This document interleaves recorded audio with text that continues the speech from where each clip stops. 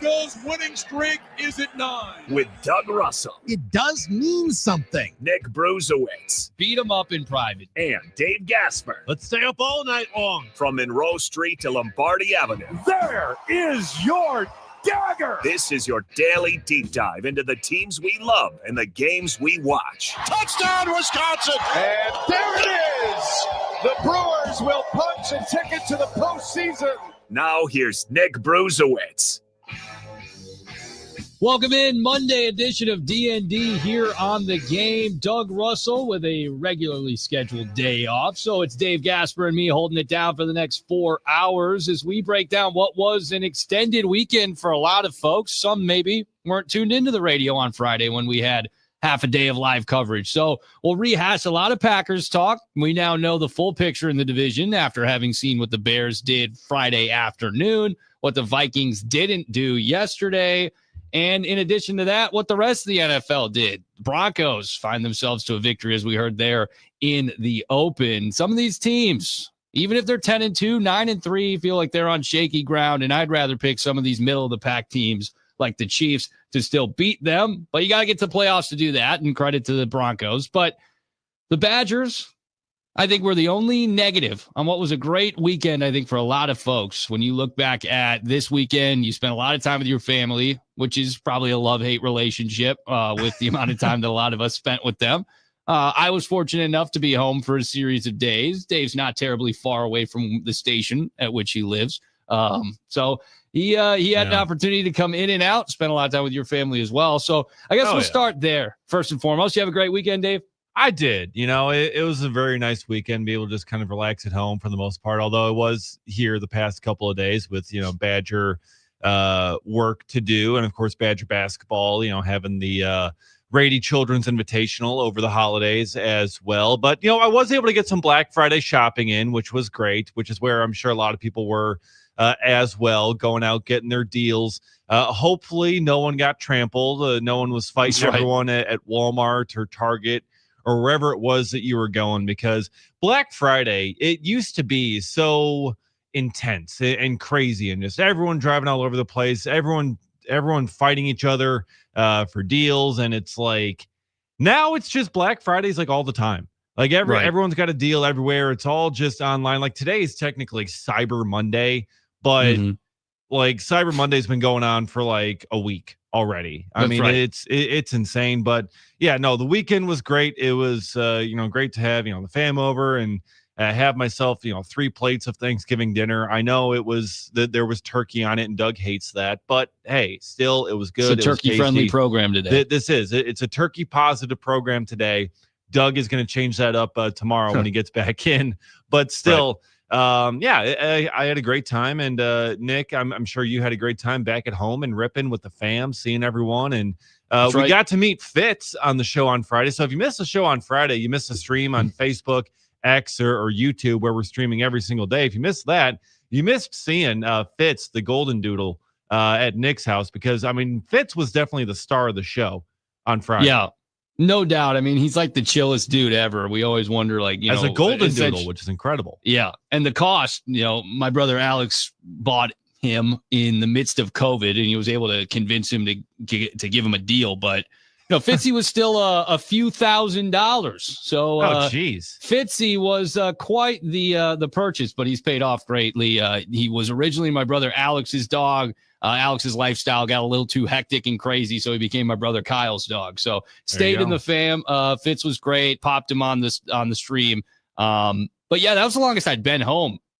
I think since I was in school. So I mean, it's not a long time ago, but like when you would have winter break and you were there for 3 weeks, like I don't think I had spent 4 nights at home in Ripon.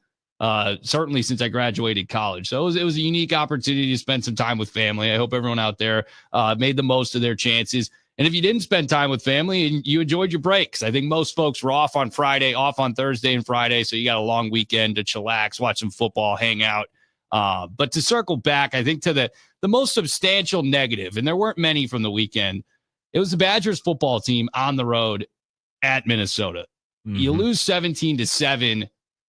It's one thing. You lose 17-7 in a game that was absolutely gettable. is another thing. And the weather played as a great equalizer, in my opinion. It's not like only the Badgers were hampered by snow and wet conditions, but Wisconsin made just enough mistakes to lose it. I think that, Hunter Simmons comes in late in the first half. He rips that 68-yard pass, I believe, after the catch and run to Vinny Anthony. They get down into the red zone. Carter Smith eventually finishes it off. Jackson Aker with the remarkable catch in the end zone. That's the only time you score. That's the only time you score all day. And you didn't spend a lot of time in the opponent's territory. I did put out a tweet, and it's not a knock on Hunter Simmons, because I was calling for him once he made that pass to be in the game, because it felt like, hey, you're going to have a higher upside, the ability to push the ball down the field. But I said pros and cons. Pros and cons to Hunter Simmons being in for Carter Smith. Pros, Simmons can throw the ball down the field. Cons, Simmons can throw the ball down the field to the opponent. And that's the problem. Yeah, that was the big problem for Simmons. So 2 interceptions, they were really bad throws. Kind of poor decisions there. Yeah, with Carter Smith, you really had no chance to throw the ball down the field, and those opportunities really weren't there. But also with that weather and what the game was, how everyone was slip sliding around, throwing the ball was hard enough as it was. So your best chance might have been running the ball and just, being able to bounce off tacklers, because the tacklers are going to be trying to, they're going to be slipping around and not being able to grab on anyone. So yeah, it was, I understood the decision to go with Simmons there, but I did kind of wanted to see a little bit more of Carter Smith. They bring him in there at the end of the first half. It's like, okay, you need to pass, you need to throw it downfield, and you get something there. But then they stuck with him in the second half, even with the interceptions. I didn't necessarily like how that was going. Minnesota got just enough explosive plays, because Wisconsin also struggled tackling because it was snowing. Everyone was slipping around. No one could get any sort of grip on the field. A tough way to end the season, because, Nick, there was so much momentum building for this game, thinking, after you get the win against Illinois, it's like, okay, they've got it figured out now. They figured out their system. They figured out their path to success, that they can now get it. If they get a win here, it is just going to build on that momentum even further, and the excitement heading into next year. And now I'm wondering, okay, where is that excitement level at? Because when you finish with a little bit of a dud there against your biggest rival, it does take a little bit of a bitter taste in the mouth. Absolutely. And I think that you really do, as a fan, and speaking from my experience, overlook the value of being at home. Minnesota was undefeated at home this year. I mean, They went 7-0 at home, 0-5 on the road. Badgers winless on the road this season. They only had 4 wins, first 2 games against essentially the bye games, and then the 2 field storming ranked wins in November. Like, you didn't see the same team on the road as you did at home, and that was reality as well. So you look at Wisconsin in that performance on Saturday, and you see that they had 50 more yards than the Gophers did. They were able to pass for 92 more yards than the Gophers did. And rushing from a yards per rush perspective, 4 for Minnesota, 3.1 for Wisconsin. I mean, in no way did Minnesota have an upper hand substantial enough to suggest that they should have definitely won. The issue was Wisconsin got behind early in the field position battle. They were backed up in their own territory over and over again. Couldn't move the ball down the field at all with Carter Smith. So you bring in Simmons, he makes the dime. He had some for the 2 interceptions. One of them was tipped, so it's about I'd give him a C. The other one, the near pick 6, is an F. I mean, just a terrible throw. Horrendous. A poor decision, terrible throw. He also had a ton of great throws, and that was where I was excited, and I was more potentially interested in having him in the game than Smith. I also wonder, they couldn't practice in those conditions. There wasn't snow here yet. I mean, you couldn't prepare for those conditions. Has Carter Smith ever played in those conditions? I mean, he's a Fort Myers kid. He's from Florida. I'm not sure he's ever been in that particular set of rain, snow. I get it. That was against Washington, but this was snow. I mean, this was deep, slippery, cold. I just don't know if he was prepared well enough for the weather in that regard. I asked Braden Locke the same question last year when they played Minnesota. He's a Texas kid. I said, is this going to be the coldest game you've ever played? And he says, what do you think? with a Southern accent. I was like, oh, come on, man, in front of everybody. Blew my spot up. I was like, I don't know, man. I don't know where you've played in your life. He said, yes, it's going to be the coldest game. And then they whooped us. Wisconsin needs to embrace the cold. They need to be able to play in the cold. I don't think that's the reason why they lost, but it's a contributing factor maybe to why Carter Smith didn't play the whole game. Yeah, him being from Fort Myers certainly didn't help because he was not experienced enough with that. As Zach Bowman comments here on Twitter, it really looked like Simmons put some serious zip on the ball, and I think that's another one of the reasons why they brought in Simmons, because he is that senior. He does have the experience in that kind of weather. He should be able to throw the ball a little bit better there. Yes, he did have some zip on some interceptions as well. But clearly Fickell felt that he gave the team a better chance to win that game because Fickell wants the momentum heading into the offseason just as much as the rest of us. But yeah, I think this is a great learning experience for Carter Smith because, they put him out there in that weather and it wasn't going particularly well, even with being able to run the ball. But that's something where you can learn. You can learn by doing. You can learn by watching. And it appears Fickell made the decision to have him learn by watching Hunter Simmons go through it. And it was difficult conditions for anyone, no matter who you have there at quarterback. And you got to be able to run the ball in those conditions as well. And they weren't able to run the ball as explosively as we saw them do against Illinois, against Washington. And Minnesota, they've got a decent team over there. So it does make it very difficult for them. But you can't practice in those conditions. You can't prepare for them specifically. And you just get more learning experiences, more to build off of heading into next year. But the season's now wrapped for them. Right. And I just hope that the momentum that they built with their ranked wins can continue to carry over and that this Minnesota loss doesn't negate too much of it because they were in it. I mean, they weren't getting boat race like they were earlier in the season when they faced Iowa or when they faced, even Maryland. Maryland, Wisconsin was the only conference win for Maryland this year. I mean, that was as horrendous a loss as we've seen, for this team. Maryland did nothing. And for them to at least be able to have some momentum and at least be competitive in this Minnesota game, even though they didn't win, I think at least being competitive, the momentum doesn't completely fall aside. Like we saw last year when everything just kind of fell to crap at the end of the season. The momentum, I think, is still at least going to be there. Not as much as if it were a win, because if it were a win, that momentum's building. It's continuing to soar and move upwards as we head into the offseason. But at the very least, I don't think momentum went down with the loss just because they were at least able to play competitive in those conditions.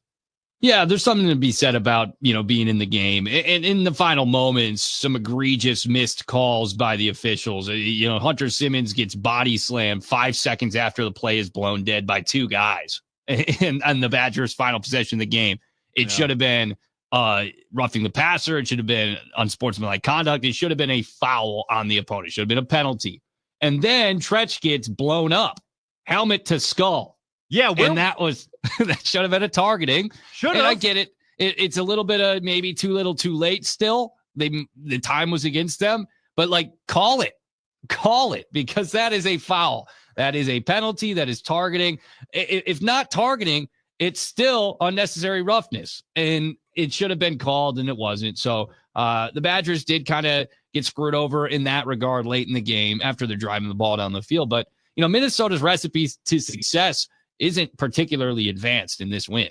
I mean, they bust 149-yard run. They had 128 total yards on the ground, one of which was a 49-yard rushing touchdown by Darius Taylor, which is incredibly foreign to this defense this year at Madison. They have not allowed plays like that. They exist. Justice Haynes had a big one with Michigan. Guys have burst for big plays, but it has been far and few between. And then Drake Lindsay had 18 completions for 90 yards. I mean, his average completion is 3.8 yards. And they score the touchdown into the back of the end zone to their tight end, Jamison Gears, after a massive interception return after Simmons zipped it right into, an impeding linebacker or safety or corner. I'm trying to remember. Either way, wearing the wrong jersey. Yeah, I mean Nestor, I believe, was the name on it. I'm just trying to confirm he was a defensive back. It's giving me flashbacks to Nestor Cortez too. It's like everyone's like Nestor. I'm like Nestor. What are we doing here? I thought we traded him, but he played well. He did. They made the required plays. They did exactly what Wisconsin did against Washington a month ago, just about a month ago now. They didn't kill themselves. They made the significant plays when needed. But you could circle 3 plays in this game, 4 plays in this game if you want, and say that's how Minnesota won and that's how Wisconsin lost. You don't take a moral victory from it. And certainly I'm frustrated. The momentum is definitely taking a hit, but it's still positive, as you've highlighted. I just don't know how you leave that game and say that's Luke Fickell's fault. Yeah. This is an offensive system that is okay. Maybe he makes the hiring, but as our listener just highlighted here on the stream, Simmons got some zip on that ball. That's what the offense is supposed to look like with Billy Edwards. Billy is supposed to be the quarterback. He was always supposed to be the quarterback. That ability to pass the ball, push it down the field, certainly aided by the slippery conditions and wide receivers probably being more nimble on their feet than the cornerbacks or safeties are.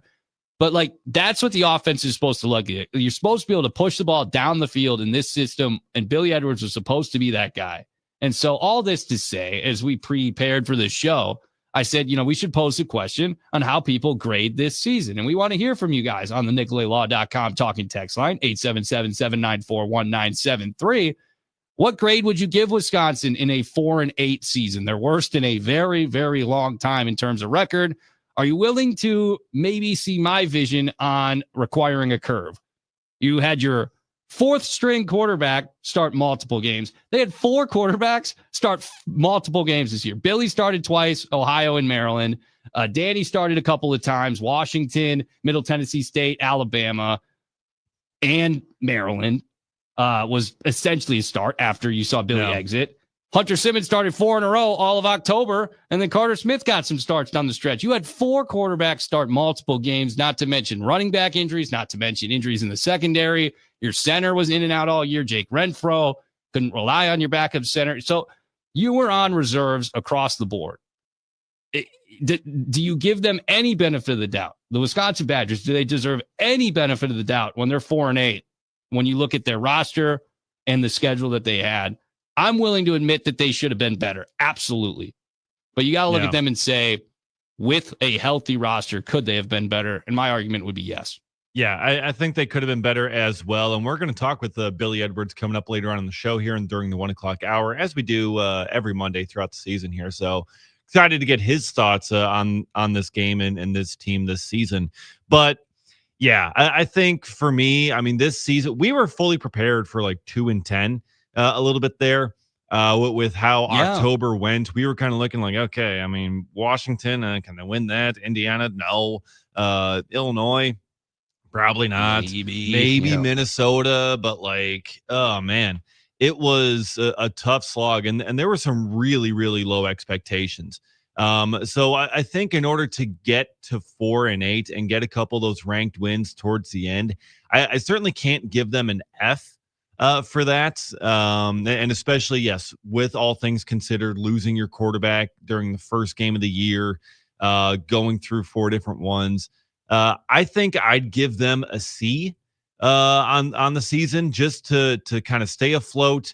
And you see some positive things here. I mean, to get the development, because looking on the positive side here, you got the development of Cooper Catalano and Mason Posa as linebackers, what they've turned into, how fantastic they've been. And you're seeing a couple of these other guys, Gideon Atuka before he got hurt, Darian Dupree as a running back, Lance Mason at tight end. You're seeing the development of some of these really good young players. Eugene Hilton, we were seeing some big flashes from. So I think there are some positives from the young guys, the Fickell recruiting classes that he's brought in as freshmen that are now getting their chances. You see some flashes from Carter Smith that give you hope at quarterback with how this team can figure things out. So that's where I'm going with a C. We can get more into the grades as well here, but Yeah, Sure. I think this season, for Wisconsin, it didn't end the way that you wanted it to, but you at least were able to get some of those positive things to say, okay, this thing isn't a total failure. There is some stuff to build on here. Yeah, absolutely. I would say it was a D, and I do appreciate the optimism on the C. I think that everyone, if we asked in a poll question or here on the talking text line, 877-794-1973, if I gave you the option of it's an F or it's any other grade, I think most would still roll with F. I think that they see the worst product in terms of wins, losses in 3 decades, and they say, no, that sucked. That was a terrible season. But we'll hear from Luke Fickell on the other side, his final post-game presser after Saturday's 17-7 loss to Minnesota. You'll be able to hear maybe some parting thoughts from the third-year head coach as he gets prepared for his third offseason, officially as the head coach, I guess 4th offseason as the head coach. And we'll hear that on the other side. Also, as we highlighted later on in the program, Billy Edwards Jr. will join us. We'll talk with Nick Osen. We'll have more conversation about the Packers and their victory and what it means for that division, and highlight maybe some of the storylines. Lane Kiffin, what a weird one that is. So stay tuned. You got D.N.D. here on The Game.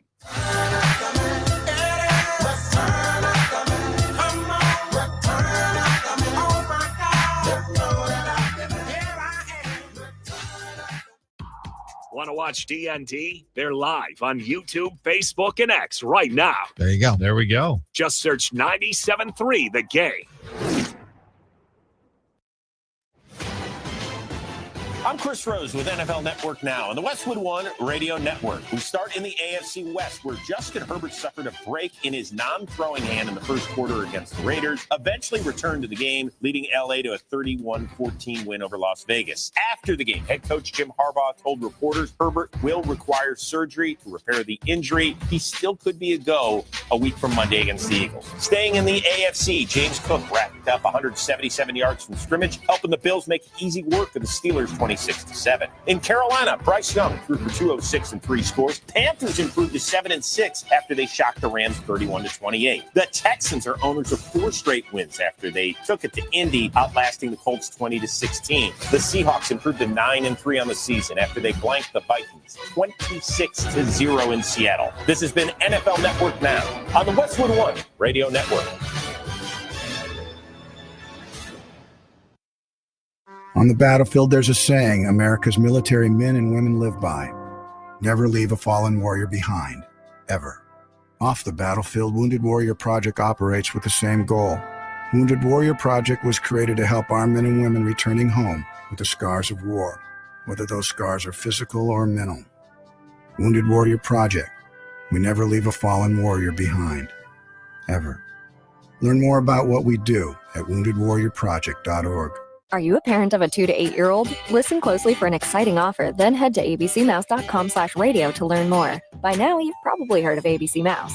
ABC Mouse is like a little one-on-one teacher. It has helped her so much. We're offering a promo at abcmouse.com/radio to try it for free for a month, then $14.99 per month until canceled. Go to abcmouse.com/radio to see this offer. That's abcmouse.com/radio. Actual ABC Mouse users compensate for their testimonials, sponsored by Age of Learning. Now, a year in rock spotlight, 1978. In June of 78, Darkness on the Edge of Town is released. Bruce Springsteen's follow-up to his breakthrough album, Born to Run. The album charts at number 5.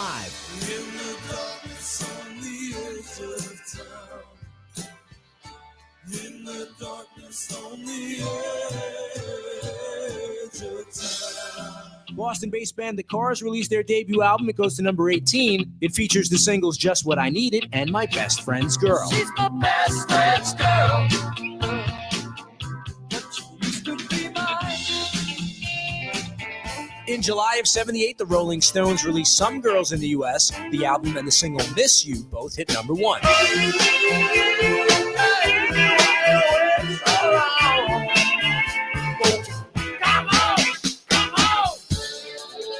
In August of 78, Boston released their sophomore album, Don't Look Back. The album goes to number 1 in the U.S., selling 4 million copies in its first month.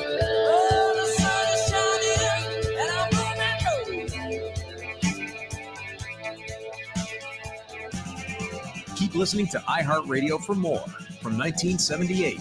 Coming up.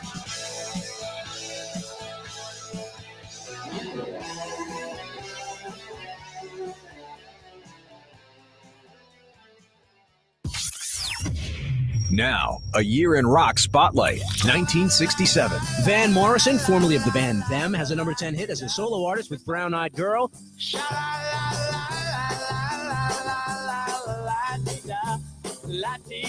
In July, LA band The Grassroots scored their first top 10 hit with Let's Live for Today. And UK supergroup Cream, featuring guitarist Eric Clapton, toured the US for the first time. In the sunshine of your love. And in September, Janis Joplin's band Big Brother and the Holding Company signed with Columbia Records and released their debut album. October of '67, Memphis band The Box Tops, including 17-year-old gravel voice singer Alex Chilton, have a number 1 hit with The Letter. Yeah, ticket for an aeroplane. Ain't got time to take a fast train. Lonely days are gone, I'm a going home. My baby used to put me together. My baby used to put me together. And in November, the first issue of Rolling Stone magazine is published in San Francisco, featuring an interview with John Lennon. The Who have their first and only U.S. top 10 hit with I Can See for Miles. In December, they smashed their instruments on the Smothers Brothers TV show. Keep listening to iHeartRadio for more from 1967. Coming up. We call it Wagertainment. All right, place your bets. Place your bets. VSiN, every night at 6. Presented by Potawatomi Sportsbook. Bet above the rest on Fox Sports 920.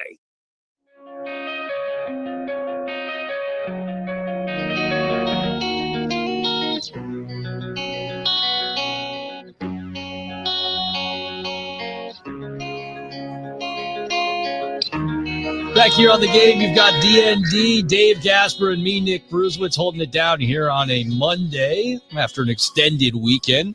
We got spoiled a little bit on Friday, Dave. We got to do a half show. Not quite as spoiled as Drew and KB, but that's okay. Yeah, it's fine. Hey, sometimes we got to be here. We got to talk Packers, because Packers were able to get themselves a nice win on Thanksgiving. Jordan Love gets himself a turkey leg. The entire team gets themselves some turkey legs. So yeah, it was great. We get to be here for a little bit and that's right. Have some fun. Yeah, we certainly like to have some fun here on the program. From time to time, we've been known to maybe get sidetracked, but we're staying on track now. We teased Luke Fickell, and I'm going to get him prepared, ready to go in just a moment. But I do want to hear from our listeners on the NicoletLaw.com talking text line, 877-794-1973, their opinions on the Badgers. What would you give them for a grade this year on their report card? We got a couple of messages in, maybe one more positive than the other, but we'll just weigh in. We'll see what they'd say. Mike from Merrill, what an emotional season. So many injuries, which ultimately put us behind the 8 ball and changed the whole fluidity of the team by halftime of the first game. The schedule was a bear, and we definitely faltered. The lack of positivity on offense was the number one problem.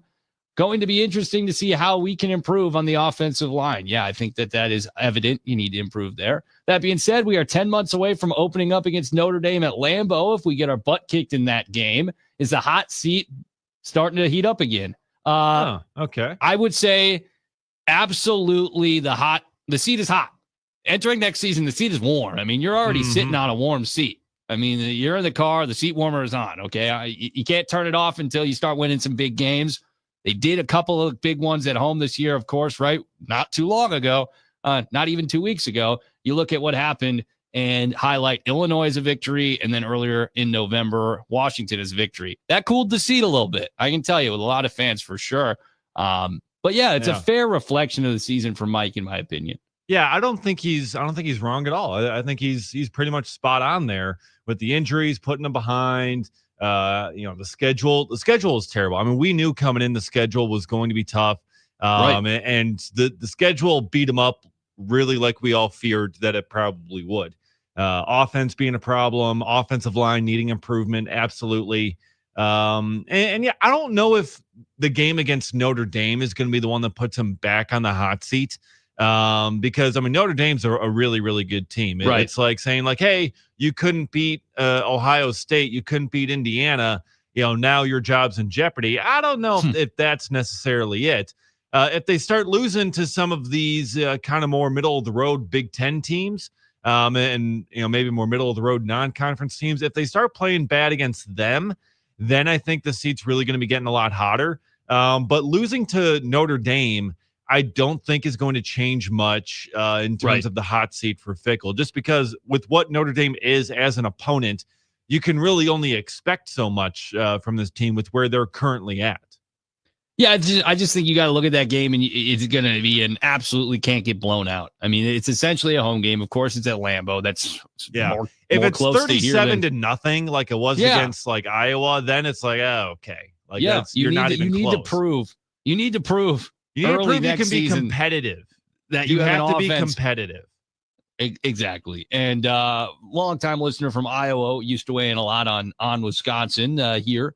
Messages in football report card, offensive line F, quarterback F, running back F, C, offensive line, wide receiver, tight end D, C, quarterback. Yeah, offense was a problem. Defensive line C, linebacker C, defensive backs D, place kicker D, punter D, head coach F, DC, defensive coordinator Mike Tressel, C, F for Jeff Grimes, the offensive coordinator.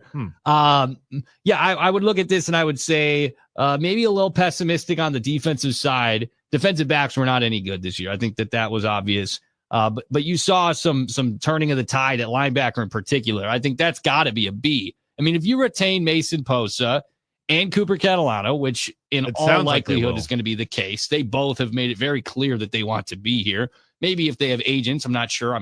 They probably do. Agents probably said, please stop talking like that. You know, I mean, you're hurting your earning opportunity by saying, no, we're going to be here. We plan on being here for years to come, because the portal allows these kids to make a lot of money. I would say B because Christian Allegro is going to be back. Sebastian Cheeks is all likelihood going to be back. Aaron Witt could come back. I mean, you got an opportunity there to reflect on that position group and say they're doing well. It feels like Matt Mitchell's a hell of a coach in that outside linebackers room. So I would stand to say that maybe linebacker deserves to go up higher here on Iowa's report card. Punter, too. I mean, come on. Sean West. He was not good Saturday. But he's been pretty good in limited action this year. I don't want to keep filibustering too much longer because I do have Fickell ready. We'll play back a handful of comments from him following, once again, Saturday's loss, 17-7 on the road against Minnesota. Again, that's it's a tough one to swallow.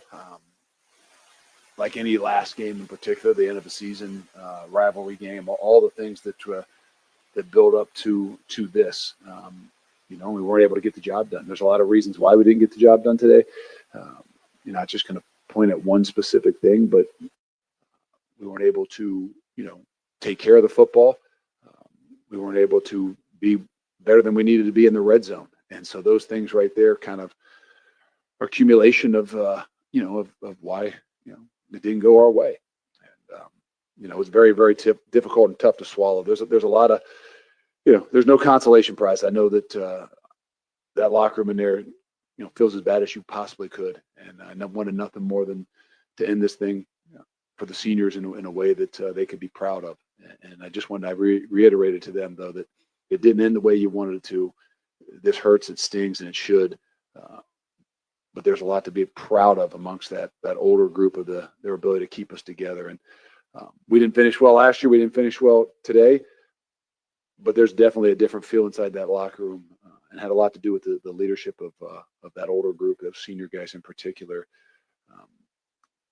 That, like I said, no matter what, outcomes obviously determine a lot of things, but they don't determine how you really feel about those guys in that locker room and what you always remember. And I'm proud to say that I remember that crew as the guys that have battled through more in a season than I've ever imagined and I've ever been a part of. And for that, I am incredibly and extremely proud of the seniors in particular.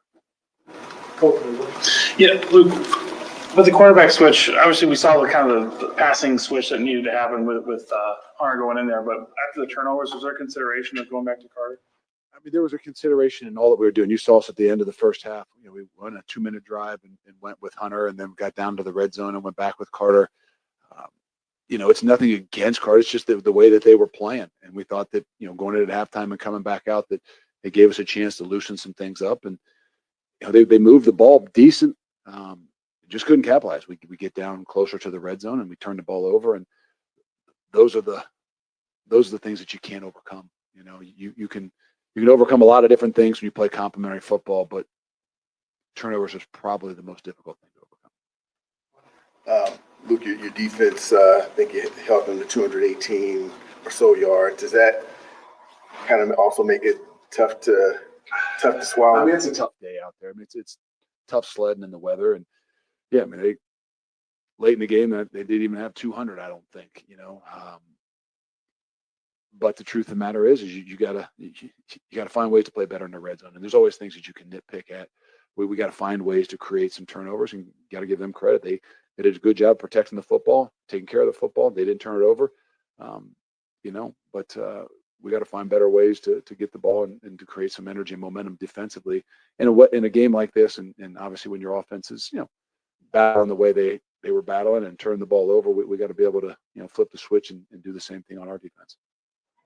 Luke, I know you just got off the field, but what do you feel like you need to do this offseason to address That's a lot. I don't know if, quarterback, though, and what you feel you have to do to be?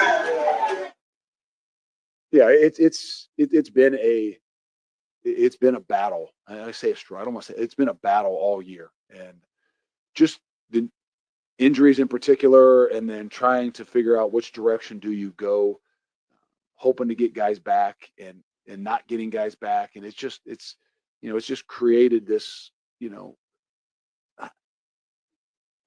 hesitation offensively at how you were going to go about things. And then finally, when you decided, like we talked about, hey, we're going to go with Danny and start moving the offense that direction. And then, you know, he gets hurt, and, you know, then you got to go with Carter because that's the direction that you were going. And now you got to go bounce back and forth. It makes it difficult. We've got to make sure that room is solidified more than anything. We've said that, you know, since we came here, and it's been just an Achilles heel, meaning you can say injuries, but I just mean the depth of that room, the ability to, you know, have the next man up mentality that can progress the offense in the things that we need to be able to do. And in some ways it's not fair. It's not fair to Coach Grimes. It's not fair to that group of guys that, you know, hey, this is what we want to be. This is how we're going to go. And then when you got to go backwards and you got to go left and you got to go right, just because the nature of, you know, the position in general, what those guys can do well, but we've got to address that. Luca, I know you talked about those seniors, you know, guys like Rico, Daryl, maybe Barton, and some of the offensive guys as well, like Riley. How did they, you know, throughout kind of the hills and valleys, steady the ship in some of those times? You know, it was just it was a constant consistency that they came in every week with. You know, I think that they did a really good job, and you know, I don't see everything, but of policing the locker room and making sure the guys inside that locker room, and there's a genuineness to those guys. And I think that's what, more than anything, won the locker room, you know, and kept the locker room moving in the right direction. And, you know, it's not always what they say, but it's how they went about their business. You know, Ben Barton's not a overly vocal guy, but I can tell you that there's nobody that's had more energy and been happier through this entire process than Ben Barton. And, you know, it's been a battle and it's been a struggle. And, you know, Daryl Peterson is as consistent of a person, kid, player now that I've been around. And so those are the things, you know, that their persistence and their consistency gave us a chance. And I'm gonna be honest with you, we just, unfortunately, even in the last couple of years, it's been hard to overcome a lot of the things that we've gone through. And a lot of it is just the consistency of the guys that are standing up front, the guys that run the locker room, you know, and you know, making sure they hold people accountable. I think that's where the other thing, that within each of those rooms, there was enough depth to continue to hold people accountable that gave us the chance to, you know, play better at the end of the year. Luke Fickell, after Saturday's 17-7 loss on the road to Minnesota, who have now won 4 of the last 5 Axe games, and they take command, the Gophers do, of the all-time series lead, 64-63-8. That's Minnesota's record against Wisconsin. So I should lay it out there. Wisconsin 63-64-8 all-time against Minnesota. I thought most poignant of the comments were those at the end, making mention of Ben Barton and Daryl Peterson and their impact on the program. They're not going to be around anymore. I mean, they're going to be resetting next year with some of the leadership gentlemen graduating, moving on to the next level, hopefully. And this is one of those games that you absolutely wanted to get for them, and you fall short once again. Tough pill to swallow as we have more people weighing in here on the NicoletLaw.com talking text line. Evan, the golf pro, the seat will continue to be hot. Offensive line is a huge concern, especially for Wisconsin's history. If Fickell can't get that figured out, we will see another season like the last two. Defense is solid, some talent on that side of the ball, but always in Wisconsin history, we need to get a quarterback and have a solid offensive line. Tommy in Sun Prairie. Hey, our punter was pretty darn good this year. Bright spot. Yeah, I guess. Give him all the NIL money, Sean West. You know, he was your leading passer for one of those games. But yeah, it's and that's part of college athletics, you know, where you have your seniors, your leaders that graduate, they move on, they leave. And you got to have your next group come in and take over those kinds of roles and fill them. And it's always tough. It always is when you see those seniors move on. But that's kind of the genesis of college athletics. That's how it goes. You can't have guys stick around forever on long-term contracts as much as we all may like, and as much as some of them do seem like they do stick around forever. So I think it was great for those guys to be able to get the senior night win at least. I mean, their last game at Camp Randall to get the win there. But yeah, you'd like to end it with an Axe because 4 out of the 5 years, I mean, those guys went their entire college career and they won the Axe just once. I mean, that's tough for this group. Not great. Yeah, you'd like to see that change. You'd like to see them carry on this momentum and be able to be better and get that Axe back heading into next year. Maybe next year with it being at Camp Randall, they'll be able to get it back. But just they better. They better. Absolutely. They absolutely need it. better. I mean, They need it back absolutely next year. And just kind of building off this momentum, they should be a much better team next year. The schedule should be much better. And they'll be looking for much more positive things next season. But this year it has some positives for sure, Nick, a lot of negatives as well, but at least we have some things to build off of. Yeah, absolutely. And I think Rancorp, a lot of people would agree with this. In my eyes, the Badgers could have really made up for a lot and went out on a great note if they could have won the Axe back. They were impressing the hell out of me since the Oregon game. Now I'm on the fence again. I think a lot of people are in the same camp as Rancorp as the Badgers football season officially comes to an end with a 4-8 record and no trophies in the trophy case once again in 2025. We'll try and be more positive pushing forward in the program. A lot of Packers talk. How about that team? 8-3-1. They're geared up for a hell of a matchup with the 9-3 Bears, who are in first place in the NFC heading into December for the first time since 2006. What a turn of events. We'll dig into that and more on the other side. You've got D.N.D. on the game.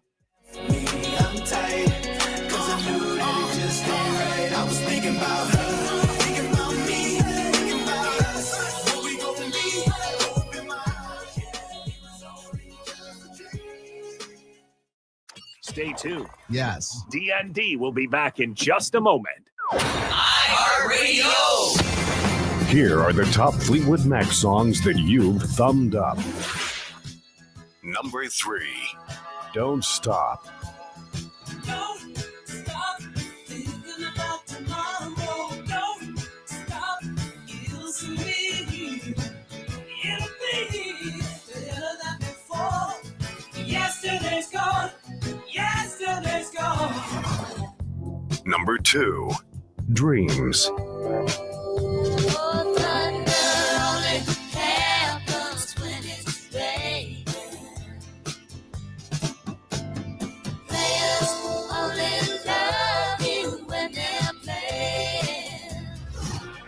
Number 1, Go Your Own Way. You can go your own way. Go your own way. You can call it another day. Hear more from Fleetwood Mac and similar artists now. Search for Fleetwood Mac on iHeartRadio. All your favorite music, all your favorite stations, all free. Now, a year in rock spotlight. 1974. In April, Diamond Dogs is a #1 album in the UK for David Bowie. It goes to #5 in the US. Rebel, rebel, you torn your dress. Rebel, rebel, your face is a mess. Rebel, rebel, how could they know? Hot tramp, I love you so. In June of 1974, Chicago funk band Rufus, featuring lead singer Shaka Khan, score a #3 hit with Tell Me Something Good. UK supergroup Bad Company have a #1 album and a top 5 single, Can't Get Enough. Can't get enough, enough of your love.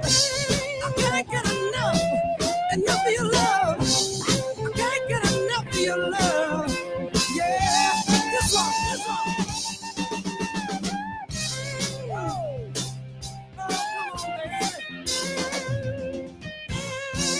And Dutch hard rock band Golden Earring have a #13 hit with the single Radar Love.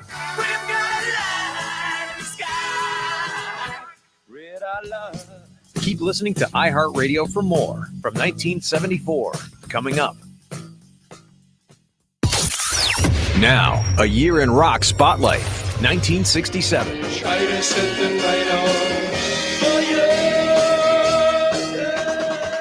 In January of 1967, Los Angeles band The Doors released their debut album, which eventually goes to #2, and features the single Light My Fire, which goes to #1 in July. The Rolling Stones released Ruby Tuesday, an ode to a groupie written by Keith Richards. The song takes them to #1 in the U.S. in March. And San Francisco band The Jefferson Airplane released the surrealistic Pillow album, scoring 2 top 10 hits with White Rabbit and Somebody to Love. Don't you want somebody to love? Don't you need somebody to love? Wouldn't you love somebody to love? You better find somebody to love. In March of 67, Buffalo Springfield re-releases their debut album to include the hit single For What It's Worth. In April of 67, Give Me Some Lovin' by the Spencer Davis Group goes to #7 in the U.S., with vocals by 17-year-old Steve Winwood. And in May, Elvis Presley marries his 21-year-old girlfriend Priscilla in Las Vegas.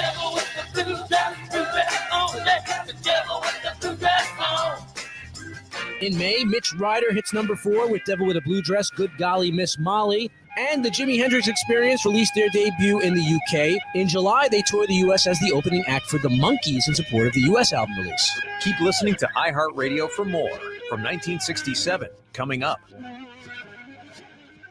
iHeartRadio is the easy-to-use app for music and radio. Download the free iHeartRadio app today.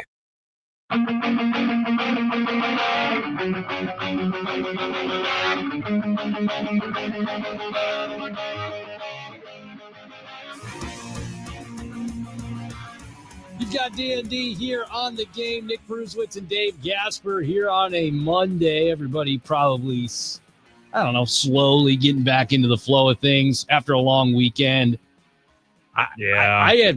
It'd been a long time since I had gone that long without really being on the air. And we were on the air, every day, essentially, besides yesterday in my regard. But it still held out in a way that it felt weird.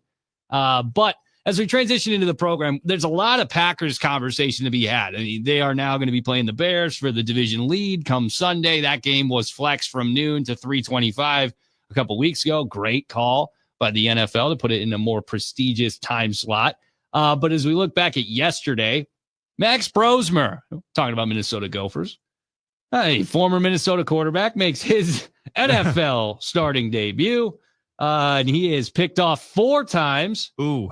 Sacked 4 times in a game at which the Vikings lost 26-0 to the Seahawks in Seattle. Is that bad? It's terrible. And even more, Justin Jefferson, 2 catches for 4 yards on 6 targets. Minnesota is broken. And I posed this question to you, Dave, and we thought it'd be good to potentially bring to the air. Essentially, if you had to be given the opportunity to choose an elite quarterback with an okay roster or an okay quarterback with a great roster, which one are you picking? Because Minnesota doesn't have an okay quarterback. They have bad quarterbacks, but they have a great roster. They're 4-8. Give me an elite quarterback every single time.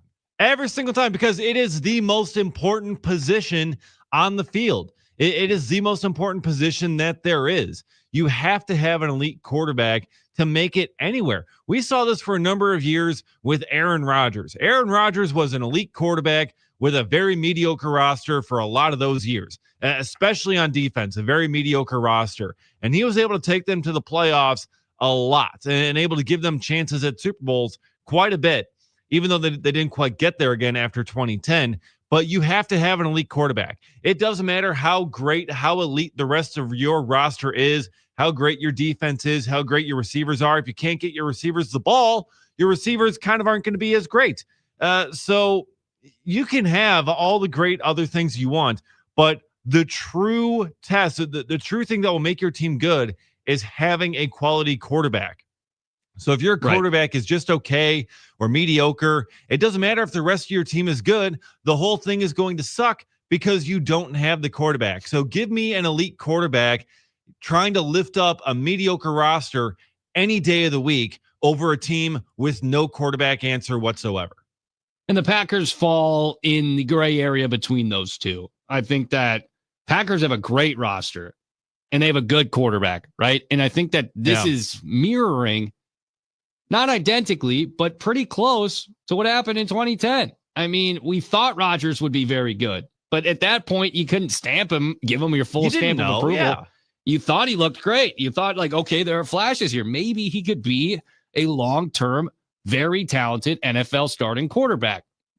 Then he elevates his game the next year after they've won the Super Bowl, becomes an MVP, wins 3 more MVPs, and you realize he's one of the greatest of all time.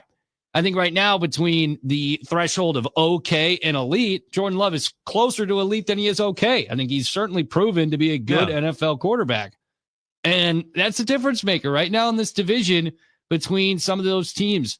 There is no quarterback in Minnesota, 0, nobody. So they're dead last.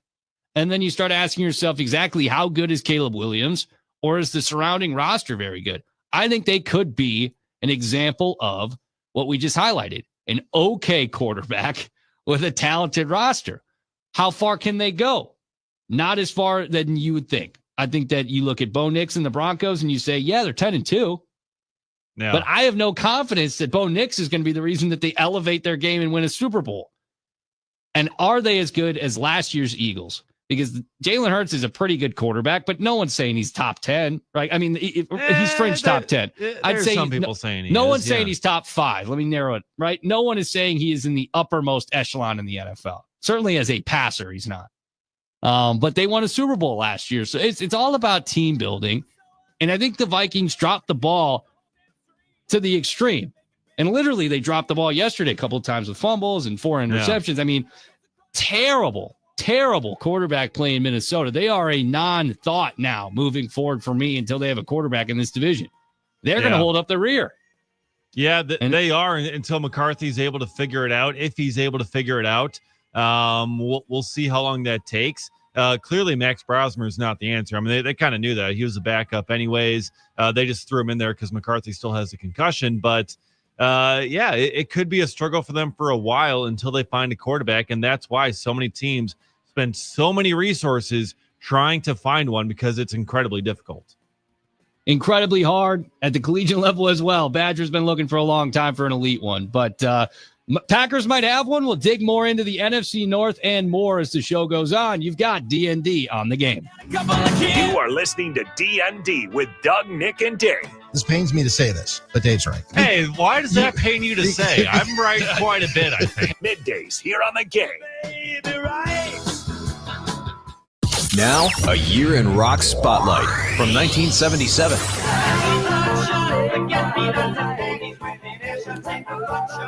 In February of 77, 60s band leader Manfred Mann has a new band and scores a U.S. #1 hit with a cover of Bruce Springsteen's song Blinded by the Light.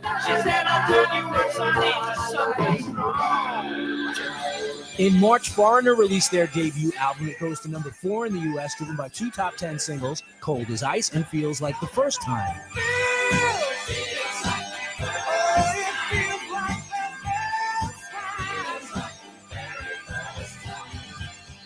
Philadelphia blue-eyed soul duo Hall & Oates have their first U.S. #1 with Rich Girl from their 5th album, Bigger Than the Both of Us. Oh, you're a rich girl, and you're going too far, 'cause you know it don't matter anyway.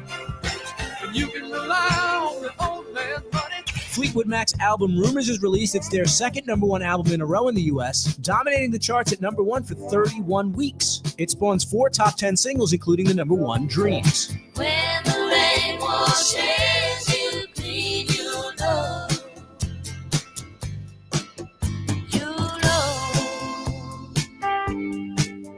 Keep listening to iHeartRadio for more. From 1977, coming up. iHeartRadio goes one-on-one with Elton John to talk about performing live. Going on stage was when I could show off and be comfortable. And you know, I was always a bit timid off stage. And the stage gave me an outlet. And you'll find that with many performers, whether they be dancers, actors, singers, musicians. They have the outlet on stage to become the person they're not off stage. And I think that's what eventually led to my troubles, along with the drugs and the drink, is that the person who was fast becoming popular as Elton John and becoming, you know, the #1 rock star in the world had kind of escaped from the person off stage, and the balance was completely off kilter. And the more I became successful, the harder I worked, and the less time I concentrated on being normal or trying to be kind of normal. But people who knew me privately were shocked, I think, at what I was doing off stage. Rather, you know, they knew what I was going to do on stage, but off stage they were shocked and disappointed. Keep listening to iHeartRadio for more Elton John and all your favorite artists. iHeartRadio. Here are the top Foreigner songs that you've thumbed up. Number 3. Hot Blooded. I show you loving like you never knew. That's why I'm hot-blooded. Check it and see. Feel the fever burning inside of me. Come on, baby, do you do more than dance? Number 2. I Want to Know What Love Is. Change this lonely life. I want to know what love is. I want you to show me. Number 1. Cold as Ice. You're as cold as ice. You're willing to sacrifice our love. Hear more from Foreigner and similar artists now. Search for Foreigner on iHeartRadio. All your favorite music, all your favorite stations, all free. Now, a year in rock spotlight, 1970. Don't keep me waiting here. Leave me to The Beatles released the Phil Spector-produced album Let It Be. It generates 3 #1 hits, Get Back, Let It Be, and their final #1, The Long and Winding Road. The Kinks song Lola, about a romantic encounter with a transvestite, makes #2 UK and #9 US.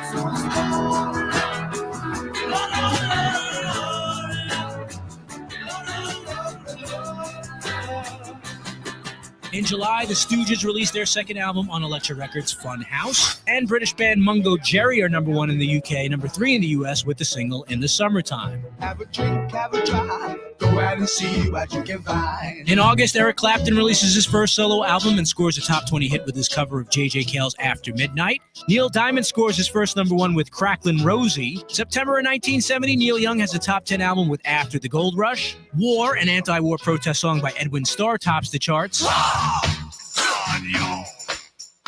What is it good for? You tell me. Say it.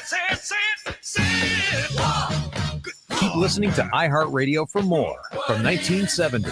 Coming up. Listen to us live 24/7 on the iHeartRadio app and watch our shows each weekday on YouTube, Facebook, and X. We are the game.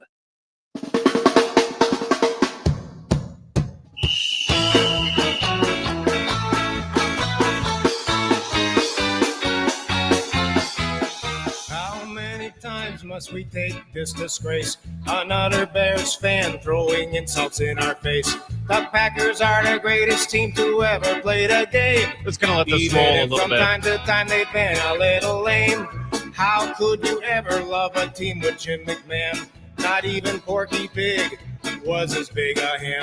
They got a reputation that's mostly based on luck. Here it The is. Bears still suck. You gotta do. The Bears still suck.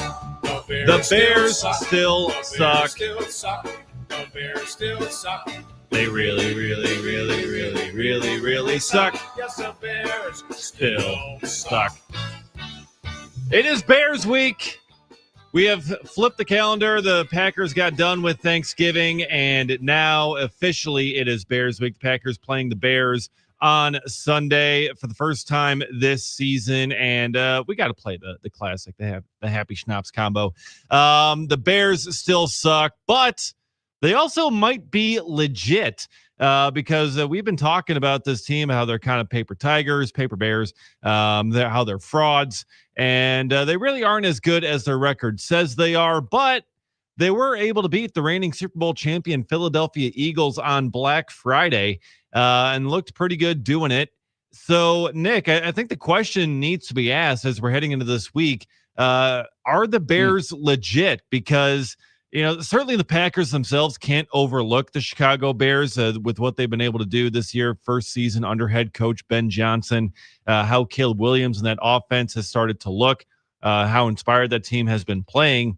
Packers can't overlook them, but the Bears seem to be a true legitimate contender for the NFC North now. Yeah, they seem to be a contender, in my opinion, for the NFC. I think it's hard to write off a team that's 9-3. You can find problems in their game, no doubt about it. I mean, look, Caleb has not made that jump. I mean, people wanted to see him jump from being okay as a rookie to being good, maybe great in year two, first year with the offensive savant Ben Johnson. He's 17 of 36 for 154 yards in this game. I mean, his QBR is 49.1. His quarterback rating is his passer rating, is 56.9. I mean, not impressive work by Caleb Williams. But what's most notable is they retooled that offensive line completely, and it has been stellar. And the Eagles hadn't given up a 100-yard rusher this season. And both DeAndre Swift and Kyle Monungai get over 120 yards and a touchdown each. This is a legitimate rushing attack on the other side with a defense that has been certainly opportunistic this year. I believe they lead the NFL in turnovers. They are playing games in a form that is a winning recipe. They're controlling the time of possession. They're winning in the trenches. The Bears, are they better than the Packers? No, I do not believe that to be the case. And they're going to play Sunday. They'll play twice in the next 3 weeks, including this weekend. But I think that they are better than the field. And that's the question. If they're better than the pack, and they are now, in my opinion, in the grouping of teams that I think are true NFC title contenders. Would I put them at the top? No. Would I put them in the top 5? Probably, but at 5. I would look at the Rams, the Seahawks, the Packers for sure as teams above them, and they just beat the Eagles, but I'd give them the benefit of the doubt as the defending champs. The Bears don't still suck, but they can still suck on Sundays against the Packers because the last couple of years, especially last year, Bears were better than the Pack. Nick, there's an important thing to remember here in all this. No matter what happens, no matter what their record is, the Bears still suck, and they always will, no matter what. I don't care what their record is. I don't care how good they are. The Bears still suck. That is an important distinction that we have to make. But yeah, they certainly are a much improved team this year. And that rushing attack is certainly no joke. But also, the Packers' rush defense is top 10 in the league. So in terms of being able to stop them, that should hopefully help quite a bit. Philadelphia, bottom third of the league, ranked 24th in rush defense. And the Bears themselves have the 28th ranked rush defense. So the Packers should be able to run the ball quite a bit against them. Josh Jacobs, getting him back to full health, and Emmanuel Wilson, what we've seen from him. But it puts so much on this game, Nick, because we've seen now, like, we're in the gauntlet here of the Packers facing their division rivals, because they faced the Lions in week 1, then they had no one in the division for the longest time, and then you go Vikings, Lions, Bears, bing, bang, boom, right in a row. Oh my. And Packers beat the Vikings, no problem. Packers beat the Lions on Thanksgiving. So they've got a little bit of a head of steam here heading into this game.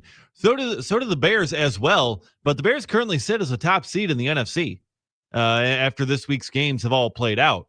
So the Bears are a legit opponent for the Packers. I mean, this is going to be their toughest test yet. And having to face them twice in 3 weeks because of the scheduling quirk that is this year, that's just going to make it that much more difficult on them. Because, I mean, both teams, I mean, it's basically an unstoppable force and an immovable object going at each other this weekend. Yeah, you look at the Bears this season. I mean, they're giving up points, right? They've given up 307 points this year on defense, which is the most in the division by a good margin, 26 more than Minnesota has given up. But they've been able to put up 313 points. People want to circle point differential and highlight how that makes them look weaker than their record, right? Just 6 points in the positive direction this year. Packers plus 68, Lions plus 76. A large chunk of that plus 76 was when the Lions played the Bears and destroyed them early in the season. Mm-hmm.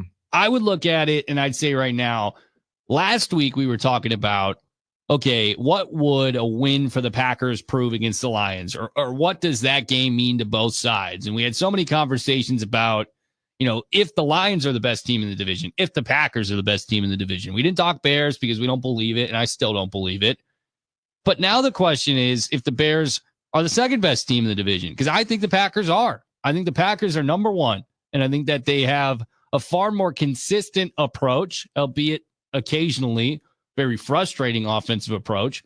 You don't know what the hell you're going to get with the Lions right now. Dan Campbell is not Ben Johnson, so they've taken a step back in that regard. Mm-hmm. The fourth down success rate was largely contingent upon having Ben Johnson calling the fourth down plays. And then you see an over against the Packers on Thanksgiving for Dan Campbell. He's gotten to a position where that fourth down is not as automatic or as consistent as it used to be. And the Bears have the guy who made the Lions special. So now I'm wondering, okay, we feel confident that the Packers are the best team in the division. And you say, well, why do you say that, Nick? Well, they did what they did on Thanksgiving without Jaden Reed, without Matthew Golden, without Tucker Kraft, with a banged up offensive line. And Micah Parsons is rounding into form. They're getting better on the defensive side of the ball. And the Lions scored 27 points. People will say, well, that's not that impressive for the defense to hold them to that. It's a high-flying, short rest. You don't know what you're going to expect. You're on the road against a talented team that's already seen you this year. And they couldn't really at any point find a way to establish themselves. St. Brown goes down early. They don't have Laporta. Their offensive line is in shambles. But who isn't hurt at this time of year? Yeah. And I'm looking at the Bears as the better team than Detroit.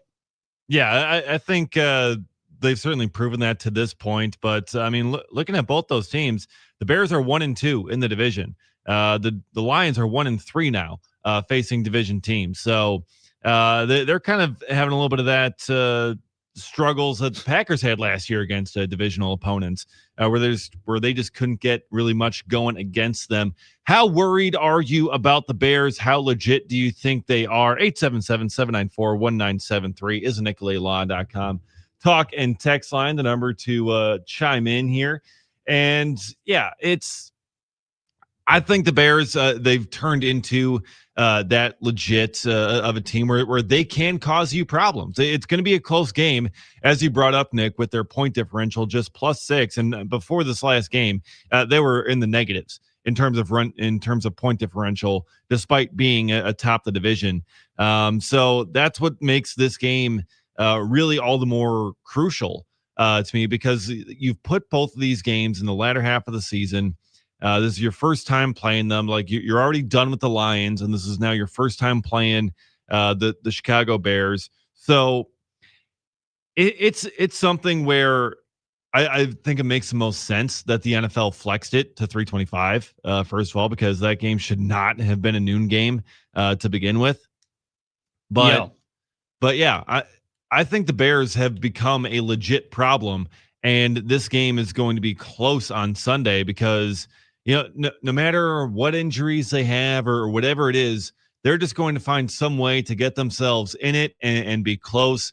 And the Packers are going to have to be able to fend them off because, even on Thursday, even on Thanksgiving, the Packers playing the Lions still were able to kind of answer and make it somewhat close there during that game. Yeah, the Lions had every opportunity to win it. I think that's the expectation when you have two talented teams playing each other for a second time with an already pre-existing substantial relationship, right? They're in the division. They play twice a year. They know each other's personnel really well. They know each other's tendencies really well. As much as Dan Campbell is a completely different man than Ben Johnson, there are flavors of Dan Campbell mixed in for years. It's not like Ben Johnson operated exclusively on offense. It's in all likelihood a group tandem effort in the offensive game plan every week that includes the head coach, Dan Campbell. But when you look at what the Bears have done this year, they have been incredible at forcing turnovers. And part of that's luck, part of that's deflections and opportunities. And they have 17 interceptions. That's 4 more than Jacksonville this year for the most in the NFL. And they've also forced 11 fumbles, the Bears have, which is pretty good, right up there towards the top 5, tied with a bunch of teams. But they've recovered a total of 7, which is, once again, top 5. Like, they have forced 24 turnovers between interceptions and fumbles this year. Like, they are finding ways to get the ball in their hands on the defensive side. And that's not necessarily something you can game plan for if you're the Packers. You just have to be able to corral the ball, hold on tight, find ways to not put it in difficult windows if you're Jordan Love, because at this point, momentum is built for the Bears to force turnovers, and they're getting healthier. I mean, Jalen Johnson just returned, one of their top defensive backs. So I would look at this game and I'd say there's no reason to believe that the Bears aren't better than they were last year. And last year, the Packers probably should have gone 0-2 against them. Yeah.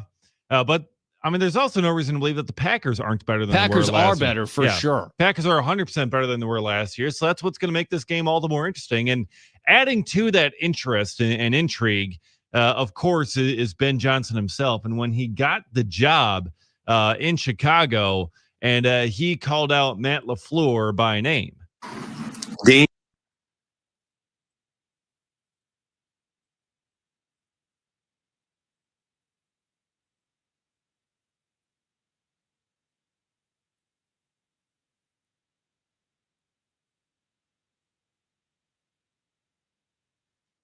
So you have that.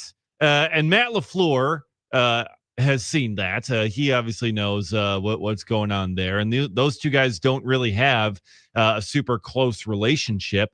And that just adds another level to this because, Nick, as we've seen over the years, pretty much every single new coach that comes into Chicago has made some sort of joke or some sort of point about beating the Packers, making sure that they can take down the Green Bay Packers. And, Ben Johnson not only called out wanting to beat the Packers twice a year, but also Matt LaFleur by name, calling him out. I have got to imagine that's just going to add another level to the preparation here for Matt LaFleur, that he's going to really try and stick it to Ben Johnson in this game. Absolutely. I mean, bulletin board material for the team and the coaching staff. It is obvious that, Ben Johnson is a clear upgrade over what they've had maybe for a very long time. I get it. People are going to say, well, Matt Nagy won coach of the year. Matt Nagy, schmaggy. This guy is legit. I mean, Ben Johnson was the belle of the ball. Every open head coaching job, he was the top guy they wanted for it. And Atlanta passed up on potentially bringing him in 2 years ago when they hired Raheem Morris. The Vegas team let him kind of leave without a contract. They end up with Pete Carroll, who seems to be potentially a one-and-done guy. Tom Brady pushed hard for Ben Johnson, maybe even crossing the line over the air on occasion, talking about his conversations with Ben Johnson last year while he was on the call with Fox. Like, this is bulletin board material. Ben, I don't know why you do it. That after that was, put out there, they then questioned Matt LaFleur about his existing relationship, which doesn't exist with Ben Johnson. They have had little to no interaction at all. So then it starts to come down to, okay, well, what's the point for Ben? You get some, brownie points, with the fans, right? You get some, some cachet with the audience. Yeah, picking on the Packers. Yeah. I think it's Everyone deeper than does that. it. Yeah. I think from a Ben Johnson perspective, he thinks he's the single brightest offensive mind in the NFL. Yeah. And Matt LaFleur is, at least in the past, been in that conversation. Hey, this guy is a really creative offensive coordinator. Look what he's done with Aaron Rodgers. Back-to-back MVPs for a guy that it felt like maybe he was on his way out of being a viable starting quarterback. And now, I think more often than not, people are like, okay, genius, figure it out. Why are you running out of the shotgun? Why are you running does the other fourth team one out know- of shotgun? Yeah. Why does the other team know it's company? Matt LaFleur's got to reestablish that, and it'd be a hell of a way to do it this weekend against the next guy, the next messiah in Ben Johnson on the offensive side. Yeah, the guy who thinks he's the single brightest mind in Well, he football. absolutely does. Speaking of another guy who thinks he's a single brightest mind in football, Lane Kiffin. We're going to get into his shenanigans, that saga, which has shook the college football world. We're going to get into that on the other side as the coaching carousel is turning, and it is turning fast. And you're going to have people really just kind of getting dizzy, getting sick on that carousel because it has been insane this year, led by Lane Kiffin. We'll get into all of that and all those theatrics on the other side. We'll also get into a little bit of Brewers talk as well. Could an extension be on the way for Jacob Mizorowski? Potentially not, but we'll get into that coming up later on as well. Also, Nick Osen from 24/7 Sports will join us in the 12 o'clock hour as we talk Badgers as well. Their football season comes to an end, but their head coach not going anywhere. Luke Fickell's staying put, but Lane Kiffin, he's already on the move. We'll get into that on the other side. This is D.N.D. here on The Game. The Bears still suck. The Bears still suck. They really, really, really, really, really, really suck. Yes, the Bears still suck. Want to watch D.N.D? They're live on YouTube, Facebook, and X right now. There you go. There we go. Just search 97.3 The Game. Now, a year in rock spotlight, 1968. California's Creedence Clearwater Revival released their debut LP, which contains the number 11 single, Susie Q.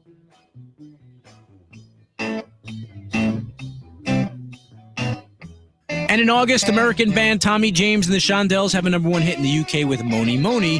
It goes to number 8 in the US. And the Doors have their first number 1 album and their second and last number 1 single with Hello, I Love You. When she moves, my brain screams out this song. In November of 68, Van Morrison releases his second solo album, Astral Weeks, and Joe Cocker has a UK number 1 with his cover of the Beatles with a little help from my friends. Don't you know I'm gonna make you with my friends? I promised myself I'd get back. Said I'm gonna try it with them too. And in December, Motown holds the top spot with number 1 hits from Marvin Gaye, I Heard It Through the Grapevine, and the Supremes with Love Child. The Beatles released their first single on their own Apple label, Hey Jude, back with Revolution. The over 7-minute song went to number 1 in the US and the UK. Keep listening to iHeartRadio for more from 1968, coming up. iHeartRadio. Here are the top police songs that you've thumbed up. Number 3, Roxanne. You don't have to put on the red light. Roxanne. Roxanne. Number 2, Every Little Thing She Does Is Magic.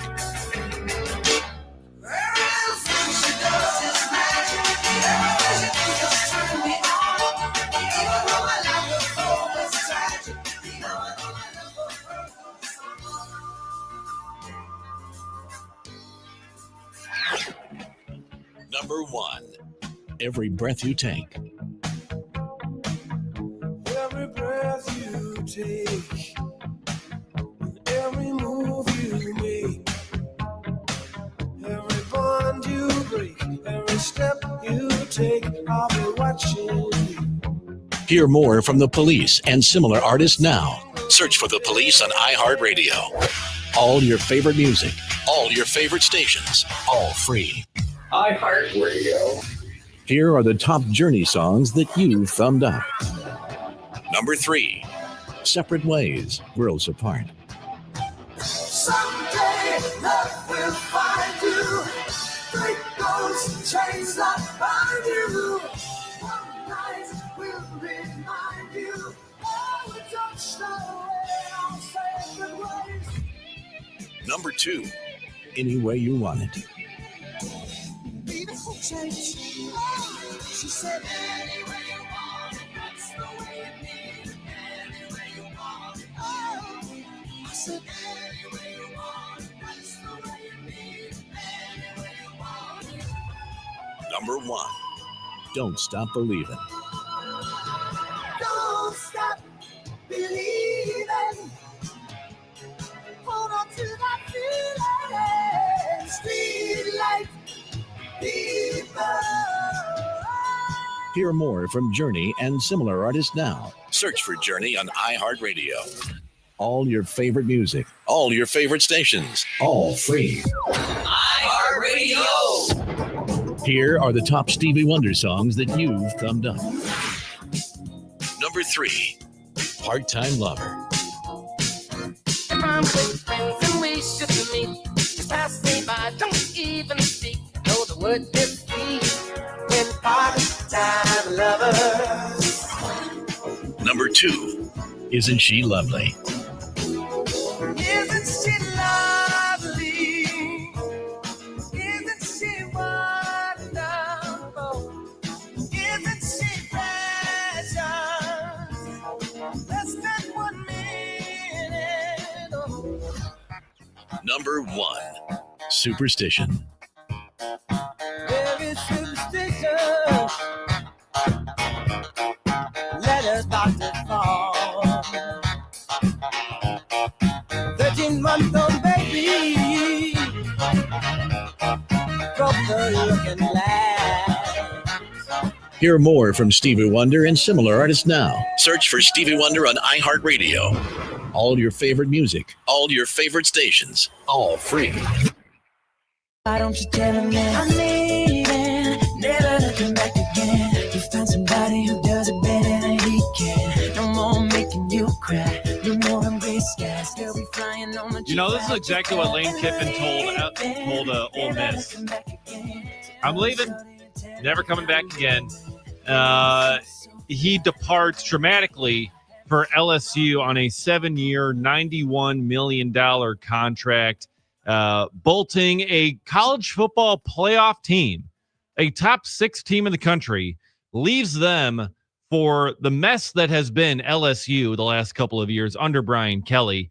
And it has just shaken the entire college football world because, I mean, for LSU or for Ole Miss, where they go now, because Lane Kiffin actually had the gall, Nick, to ask to continue to coach Ole Miss as he's leaving them for a division rival. He had the audacity to ask them to stay on through that. And naturally, Ole Miss said, no, there's no chance you're going to be able to do that. Incredibly naive, but also this is Lane Kiffin, who thinks he's the smartest guy in the room. I mean, he got fired by the Raiders by Al Davis because Al Davis called him a con man and a liar. And then he goes to Tennessee, spends a year there, and then dramatically bolts for USC. Tennessee fans are telling Ole Miss, guys, we told you so. We knew this would happen at some point. But yeah, Lane Kiffin, Nick, I mean, is this perhaps his most dramatic move yet, the most dramatic change we've seen in college football? This is definitely the most dramatic move that he has made, just knowing what's at stake, right? This is a college football playoff team, a one-loss Ole Miss roster that deserves every chance to win this championship. But if I can play devil's advocate here, would it have made sense for Ole Miss to allow him to continue on? No, absolutely not. No. But, I mean, they'd have a better chance to win it. They'd have a better chance to have a national championship trophy in that case in their campus for the rest of their days if they had Lane Kiffin in town still with this team. I will say this. Kiffin went through a long process of substance abuse, to my understanding. And he's come out the other side, a whole different man. You know, he spent a good series of years as an assistant coach, some of which at Alabama, before he went to Florida Atlantic, was successful there, went to an Ole Miss program that no one had ever thought of since Eli Manning in college football, and made them a 10-win team, and an 11-win team. First time in program history. The dude's winning. And if you're trying to win a national championship and you do not feel like you have the resources, you got to go where there's more. And on top of that, how it's structured and these decisions having to be made when they're made, you're putting a guy in a position to potentially pass up on 7 years, $91 million. Yeah. And if he doesn't decide this weekend, he doesn't get to make that decision at any point.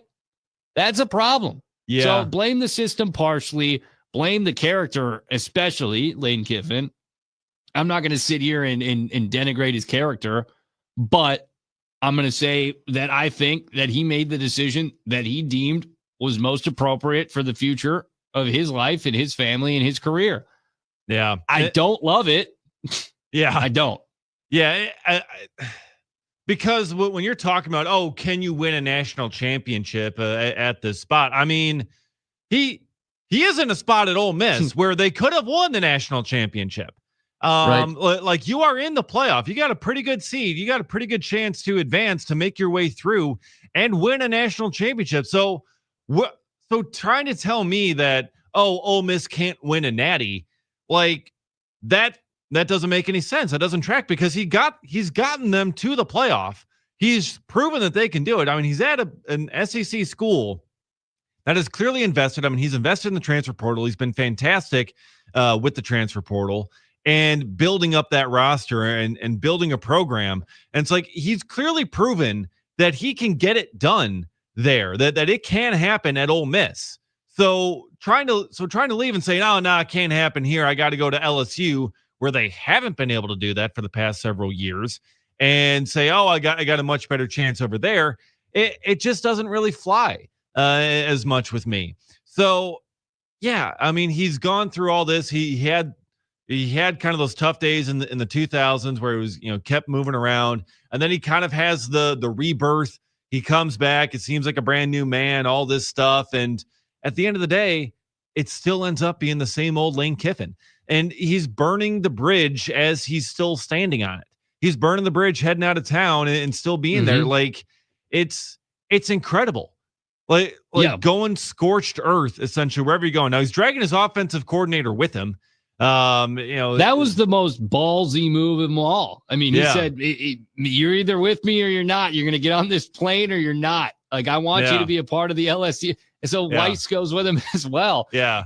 Now, he has denied this report. He has denied this rumor, Lane Kiffin, but who knows? With Lane Kiffin, it very, very possibly could be true. They had that incredibly long meeting with Dean Carter, I believe their athletic director there at Ole Miss, at his house.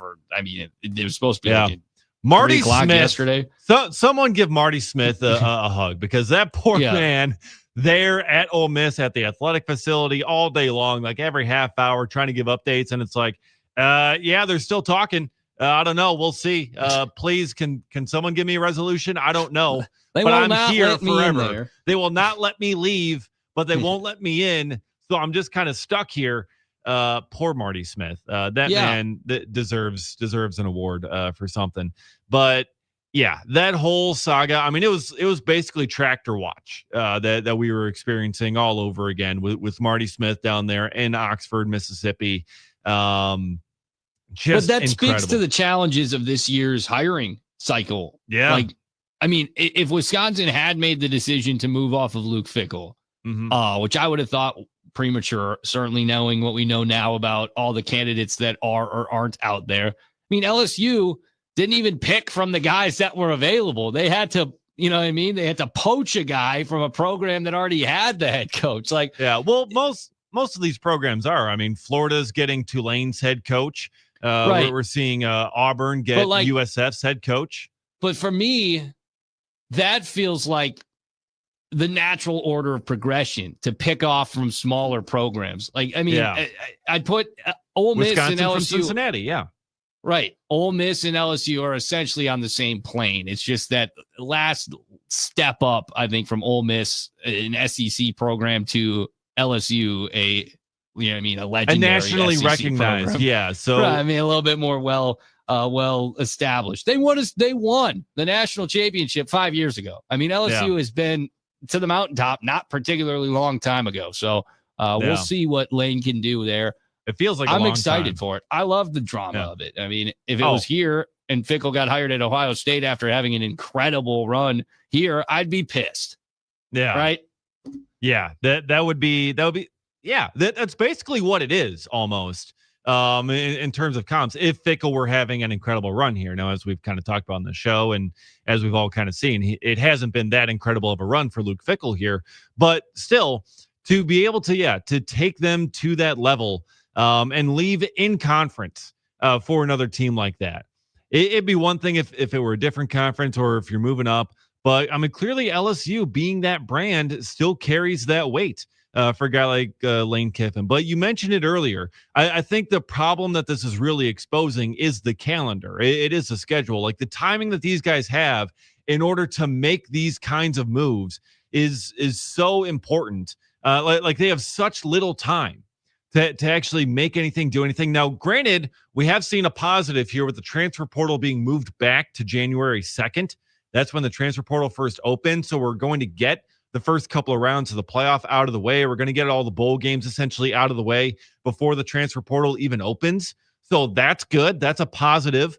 But with the coaching hiring cycle, with that calendar the way that it is, these guys basically have to decide right away to get their staffs ready, get themselves ready for National Signing Day coming up when's National Early Signing Day? That's like next week. Yeah, next week. Yeah, next week. So you got to get ready for that, because you want to have your coach in place for signing day. Otherwise, how are you going to get all your recruits? Your recruits could leave.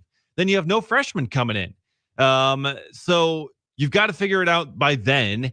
Then you've got the transfer portal. You got to get the guys ready for it, because the transfer portal also used to previously open like next week. So I think this is really exposing the problem here with the calendar, because you have a guy who is coaching a college football playoff team and he just up and leaves in the middle of it before we even get to the playoff.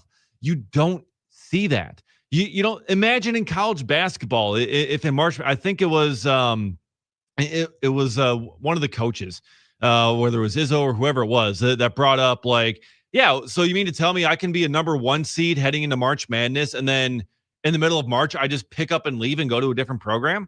Like what? Yeah. No, that doesn't make any sense. You wouldn't do that. But in college football, that's what's happening. That's what Lane Kiffin is showing here. And it just shows that whole thing is broken. They need to fix the calendar some way, somehow. I don't know how, because the way with fall sports works, you got to get guys in place by, next semester, that gets started late January, like, because these kids still have to all move around. But my goodness, this is a problem. And Lane Kiffin just made it so much worse and just exposed how bad it is. Yeah, it is a problem, and it's a point to be made about this calendar. You're spot on. Dave, we get so caught up in planning these weeks. Early signing day is this week. I mean, it is Wednesday through Friday. I mean, the opportunity for signing is in 2 days, and that's why you bring Lane Kiffin in. I mean, you got to sign these guys, and then you can flip guys. Think about this. I mean, guys who are going to go to Ole Miss, I'm going to flip now. I'm going to end up at LSU with 2 days right before the buzzer, I'm going to flip. And that's why you do this now. Yeah. If you can reorganize the schedules to make this so that this isn't a possibility, you're learning on the fly with this new college football playoff. The expanded playoff, it allows for situations like this to potentially happen. Like, I mean, Tulane's coach, he heads out. Like, I mean, you have an opportunity to see teams that are having great seasons on maybe lesser programs lose their coaches right before their biggest games because of how your schedule is organized. when it was a 4-team playoff, feel pretty damn confident that none of those 4 guys were going to be in a position to decide, right, I'm going to leave for a different job, because you only have to win 2 games to win a national championship. Nowadays, it's a longer process, especially for Ole Miss, who will not get a bye. They'll have to win 4 games to win the national championship. But still, you would imagine one of those top 12 teams in the country, you would imagine those coaches would not leave during a playoff run. I mean, we thought it was ridiculous last year when Penn State's backup quarterback, Bo Perbula, entered the transfer portal heading into the playoff. And all of a sudden, Penn State's like, whoa, we don't have a backup quarterback. Our backup quarterback's gone. That could be a problem for us. So we thought that was bad. We thought that was offensive back then. It's like, okay. And luckily, they fixed the transfer portal issue by and large here. But still, for these coaches, it is just insane. And Mike from Merrill texts in here on the NicoletLaw.com talking text line 877-794-1973. Nick and Dave, here's one from left field. If Luke Fickell would have been fired, what type of commodity would he be in this carousel? I think he'd probably get a job. No, I think he definitely would have. I think he would have been a top candidate, knowing what we know now and who teams are hiring. Penn State doesn't have a clue who's next there. Yeah, Penn State was probably looking at a couple of options. They ended up losing them either, to other jobs, or they just re-signed at their current spots. And then you see Pat Fitzgerald. He ends up, a guy with Big Ten experience. He goes to Michigan State. So Penn State's really kind of in a tough spot now because the way the coaching carousels work, they're kind of, it's almost like musical chairs. I know I'm mixing my games here and mixing the carnival stuff, but still, it's like you're playing musical chairs and you're the one that's currently left out without a chair because they still don't have a coach. You're looking at some of the, contenders, and it's like, maybe some, decent group of 6 types, group of 5, group of 6 school coaches. Yeah. Maybe Brian Daboll. I've seen him suggested. It's like, I don't really know about any of their candidates there. I don't know if they're going to find better than what they had with James Franklin. So they could find themselves in a tough spot. So if Luke Fickell was out there, they'd probably be looking at Fickell. Yeah, I think that they'd have some interest for sure. I don't know where Luke would have ended up had he been available, but when you consider where some of these programs are at, you do have to wonder. And also to a point that has been made in the past, I mean, Penn State might hire someone and people might be underwhelmed, and he's a stud. Yeah. And then Lane Kiffin fails at LSU. I mean, we've seen it here at Wisconsin that it's not necessarily expectation immediate results. Luke Fickell was supposed to elevate the program, and we're still holding out hope that he can, but the direction they've trended in has suggested that maybe it's not on the table. I don't know if this is a hot take or not, but I've got a very strong feeling that Lane Kiffin is going to end up failing at LSU. I think the expectations are going to be immense. Yeah. And I think eventually his antics and all his stuff is just not going to end up working. Because, I mean, if you're a recruit too, it's like, if you're a player, it's like, oh, wow, this guy's just going to bolt me, like absolutely no loyalty to me, developing me. I don't really know if that's going to end up working, at LSU or getting it. We'll see how many Ole Miss guys he brings with him in the transfer portal. But yeah, it's I just got a feeling it's not going to end up working out. Just like when Brian Kelly bolted from Notre Dame to LSU, thinking, oh, man, they got such a great coach and he's going to go down there and go on this great run. It's like, nah, that didn't work. And there was some feeling at the time. It's like, this doesn't seem like a marriage that's going to work. I've got a feeling this is a marriage that's not going to last. Lane Kiffin and LSU. It better last. It better last. They signed him for 7 years. Otherwise the governor is going to step in and start firing people again. Because the governor is going to be in charge of who they hire. Yeah, Louisiana's governor went on a rant. This comes from Joe Pompliano on X, who is of sports and business writing. He says, the governor goes on a rant about Brian Kelly's contract being financially irresponsible. And then the next coach would be given a performance-based contract only for LSU to give Lane Kiffin a 7-year, $91 million deal with an 80% buyout and no offset clause. Wow. In addition to that, I mean, if it gets to this point, there's an automatic escalator in his contract that makes him the highest paid coach in the country if they win a national title. But at that point, you've already won. You've already succeeded. And also LSU is going to pay his playoff bonus for Ole Miss this year if Ole Miss wins the net. Like LSU could pay Lane Kiffin $1 million if Ole Miss wins the national championship, which is just incredible. How they were able to get that into the deal, I don't know. Red Hot Tim Knott texts in on the NicoletLaw.com talking text line 877-794-1973. What are the odds we can convince Ole Miss to take Fickell? Great question. No, not happening. But Ole Miss has named their defensive coordinator, Pete Golding, their permanent head coach, not just interim, permanent. He is fully taken over. And Nick, I'm going to have to imagine that this is going to be one, trying to retain as much of their staff as possible and retain as much of their current players as possible by naming one of their defensive guys to take over. Now, granted, this could go fairly well for Ole Miss. I mean, they are forgoing a national search. They're just saying, forget about any of that. We are just keeping our defensive coordinator, and we are just going to run with him as our head coach. And, I mean, it makes sense to me. But when it kind of reminds me of Mississippi State, their other team in Mississippi, when Mike Leach died, and they named their defensive coordinator their next head coach, and it didn't go well, and they end up firing the defensive coordinator or their new head coach like a year or so later. So there's a chance that it could go poorly. But also, I do remember when Brian Kelly left for LSU and Notre Dame named their defensive coordinator Marcus Freeman the new head coach. That's gone fairly well. So I'm imagining Ole Miss is looking at this saying, like, we're trying to go that Marcus Freeman route. Maybe Pete Golding can be that guy, but that's possible. It's possible. But it's not it doesn't stick out to me. Ole Miss is one of those destination jobs. I mean, whoever's next needs to continue to build off the momentum that Kiffin and his staff have to maintain Ole Miss as a legitimate threat in the SEC. I never heard about them at all my entire childhood, right? I mean, at all. I mean, Eli was there. Yeah. Right. And, way back, Archie, the grandpa, was there as well. Yeah. And, historically, LSU, a much better job, much more prestigious program. And Ole Miss hasn't been. But in today's era of NIL, you can build, and transfer portal, you can build programs up. I mean, we're seeing Ole Miss be good. We're seeing Vanderbilt be good. We're seeing Indiana be good. There's a lot of these programs that weren't historically one of the top ones that have been able to put themselves in that playoff conversation. And Lane Kiffin leaves one dramatically and goes to LSU to try and build them back up. And of course, Lane Kiffin got booed at the airport heading out, which I thought was just... You couldn't hear any of that, though. He was next to the jet engine. I don't think...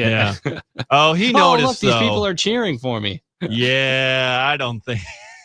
Yeah, they're saying I'm number one. Yeah. Oh, I'm number one. Thank you. Oh, yeah. You guys are number one, too. Yeah. I wish. It's that incredible. Would be funny. It's incredible. Now he moves from Oxford to Baton Rouge. I mean, it's a lateral move in that regard, I think, too. Yeah. So, I mean, good for him. I mean, seriously, who are we to begrudge a guy for making a ton of money? I mean, $12 million a year is pretty nice. Yeah. But, from what he said, it's not about the money. It's about how to build the program, and feels he can do it better at LSU. So he will go there, and we'll see how that ends up going, as the SEC is kind of in turmoil, and the whole NCAA head coaching cycle is just insane. And it's probably far better that the Badgers are not in it this year, because that would just be ridiculous. But, it's pretty ridiculous. And now he gets to hang out with his daughter's boyfriend all the time. Yeah, that's almost the that's the toughest part for that boyfriend. It's like, oh, see, this was fun back when you were over in Oxford. Now that you're going to be here coaching me, not sure I like this quite as much. That's going to be a tough scene for him, how that goes. Hopefully it doesn't get too awkward for him, but just insane. Coming up on the show, we're going to talk a little bit of Milwaukee Brewers, as we got some news on them, news or no news, over the weekend as well. Also, Nick Osen from 24/7 Sports will be joining us in the 12 o'clock hour. That's coming up. Don't go anywhere. This is D.N.D. here on the game. They better come back again. So call your shawty and tell them you found a new man. Stay tuned. Yes. D.N.D. will be back in just a moment. iHeartRadio. Here are the top Elton John songs that you've thumbed up. Number 3, Tiny Dancer. All the clothes are tiny dancer. Count the headlights on the highway. Baby darling, she's so blended. Number 2, Rocket Man. I'm not the man they think I am at home. Oh, no. I'm a rocket man, burning out the fuse out of every home. Number 1, Benny and the Jets. She gotta let me boost. I'm more have food. You know I'm better than a magazine. No. Benny and the Jets. Hear more from Elton John and similar artists now. Search for Elton John on iHeartRadio. All your favorite music, all your favorite stations, all free. Now, a year in rock spotlight, 1974. For the band on the run. Band on the run. In January of 1974, the top-selling album of the year is released, Paul McCartney and Wings' Band on the Run. Bob Dylan, backed by the band, has his first #1 album with Planet Waves. In February, Jersey City's Kool and the Gang have a top 5 hit with Jungle Boogie. New York City's Kiss released their debut, which sells 75,000 copies without a hit single. Everybody says she's looking good. And the lady knows it's understood. In March of 74, Canadian band Rush released their debut album, Get a New Drummer, and go on their first U.S. tour. David Essex has the first of many top 10 hits in the UK and his only U.S. hit with the single Rock On, which goes to number 5. And Steely Dan hit the top 5 with the single Ricky Don't Lose That Number and have a top 10 album too with Pretzel Logic. Ricky, don't lose that number. It's the only one you know. You might use it if you feel better. When you get home. Keep listening to iHeartRadio for more from 1974. Coming up. Now, a year in rock spotlight, 1975. In June of 75, the Bee Gees released the LP Main Course, featuring a more dance-oriented sound, and delivered 3 hit singles, including the #1 Jive Talkin'. In July, Fleetwood Mac shake things up. They add Americans Lindsey Buckingham and Stevie Nicks to the lineup and have a #1 album. And Wings released the album Venus and Mars, which goes to #1. Their U.S. tour features Paul McCartney's first live appearance in the U.S. since 1966. Love is fine for all we know. For all we know, our love will grow. That's what the man said. Don't you listen to what the man said. He said. In August of 75, the Eagles' 4th album goes to #1 and has 3 top 5 singles, including the #1 title track, One of These Nights. And the boss, Bruce Springsteen, is featured on the cover of Time magazine, and Born to Run becomes his breakthrough album, reaching #3 in the U.S. Come on with me, chance like us. Baby, we were born to run.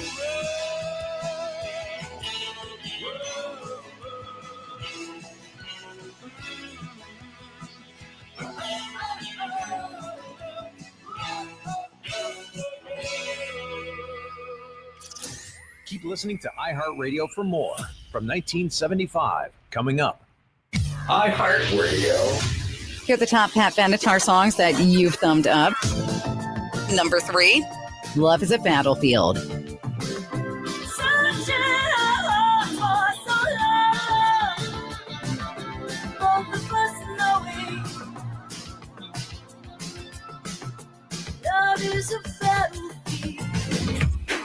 Number 2, We Belong.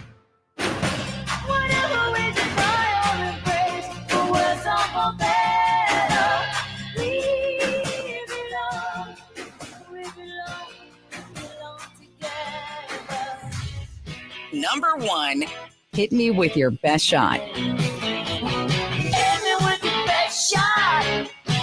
Why don't you hit me with your best shot? Hit me with your best shot. Fire away.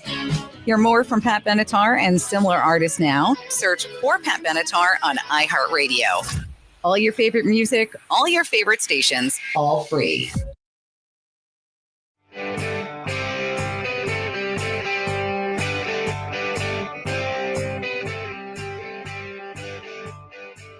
Welcome back to D.N.D. on the game. Dave Gasper here along with Nick Bruzewitz. The NicolaLaw.com talk and text line is always open to you at 877-794-1973.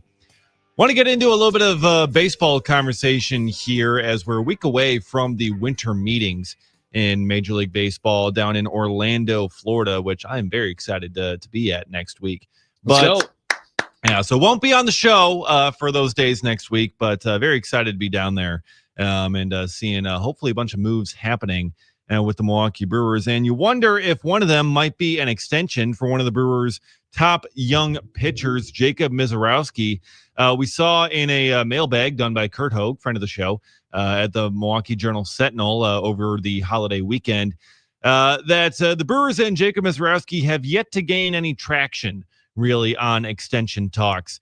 And Nick, this doesn't really surprise me at all in the slightest, because Misiorowski, he is incredibly talented and he has a very high ceiling, but there's also a lot of risk in him being a reliever, risk in him maybe not being able to stick in the starting rotation. And we did see him kind of struggle towards the end of the season as well. Came out of the gates hot. Then the league kind of, figured some things out on him. He had some struggles with command, did incredibly well in the postseason, but ultimately was not thoroughly dominant throughout his entire year. But with the hype that he's had, also making an all-star game, that definitely helped. He's going to be looking for probably some big-time cash if he's going to sign an extension. If the Brewers are going to sign Miz to an extension, they're probably looking for something team-friendly to lock in for the next couple of years. I don't see why Jacob Misiorowski would have any reason to sign that kind of a deal. Because if the Brewers are going to do this, they're probably going to be looking at something like Aaron Ashby's contract or Freddie Peralta's contract. When they signed that, it was about 5 years, $15 to $20 million those two guys signed for. Maybe with a couple of club options on the end of it. Misiorowski, probably at this point, you're looking for, a little bit above their Aaron Ashby. But for Miz, with how he's looking at it, it's like, hey, look, I'm a starter. I'm already an all-star. I've got all this going behind me. I've got the high-octane stuff. He's going to be looking for way more money than the Brewers are likely going to be willing to put into a team-friendly extension, because it wouldn't even be that team-friendly. So not really gaining traction on extension talks, this doesn't really surprise me at all. No, and it shouldn't. And you got to consider the risk of him and his velocity and how hard he throws on that frame. You have to prove it at the professional level if you're Jacob Misiorowski that this is sustainable. And you're not going to pay a reliever, right? As you said, if he becomes a reliever, you're not going to want to be paying him starters money. I don't blame the Brewers. He's also not arbitration eligible for 6 years. Well, So, he's not going to be a free agent for 6 years. He'll be arbitration eligible in 3. But yeah, you have him through the 2031 season. There is no rush to sign him to an extension. You'll have plenty of time to figure out what he is and how good he'll be. And even then, the Brewers don't like giving super long-term contracts to pitchers, because they can get injured really at any point. And especially someone as high octane as Misiorowski, that certainly is very possible in the future. So you're almost better off taking it year to year. And Misiorowski, if he stays healthy, might be better off taking it year to year. We're going to take it hour to hour here as we go into the 12 o'clock hour coming up. Nick Osen will join us in that hour as well. Stick with us. This is D.N.D. here on a Monday on the game. Now, a year in rock spotlight from 1977.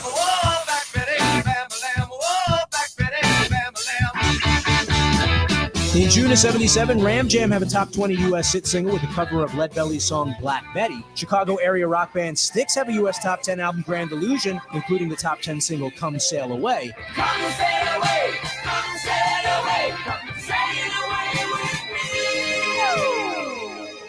me. In July of 77, the Grateful Dead veered towards progressive rock, adding strings, horn, and a choir on their ninth studio album, Terrapin Station. Terrapin in the whistling screaming, Terrapin.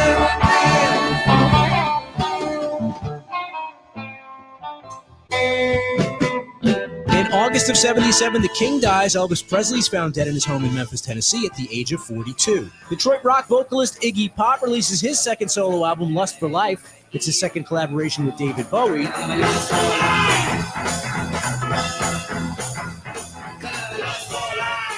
New York's Billy Joel releases his fifth album, The Stranger. It goes to number 2 in the U.S., with the single Just the Way You Are rising to number 3. I want you just the way you are.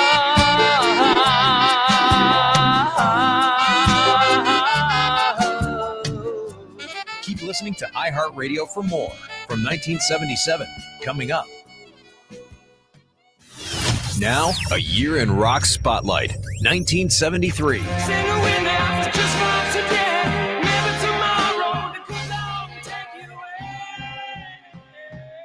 Boston band Aerosmith released their debut album. It fares poorly. It would be re-released in 76 and yield a top 10 hit, Dream On. You ain't nothing but a hound dog, right all day. Elvis Presley's live TV special, Aloha from Hawaii, is watched by more than 1 billion people worldwide and introduces the world to the rhinestone white jumpsuit. In February of 73, Alice Cooper has a #1 album with Billion Dollar Babies, along with 3 top 40 singles. Elton John also has a #1 album and his first #1 single with Crocodile Rock.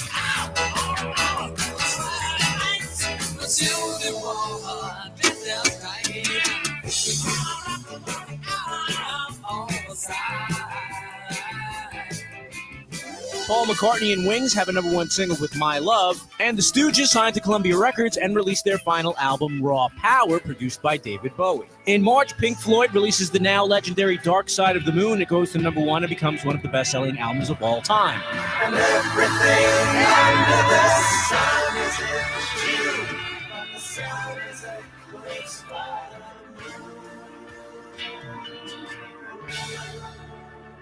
Keep listening to iHeartRadio for more from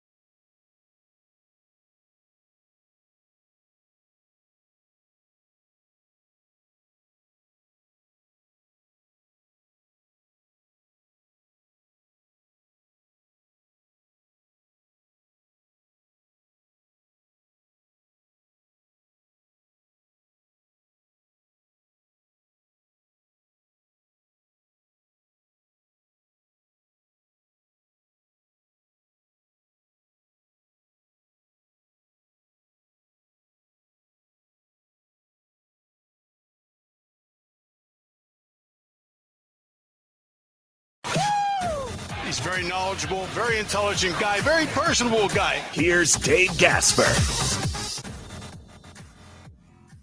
Well, the Milwaukee Bucks were finally able to end their losing streak over the weekend as they played against the Nets. They got the win there.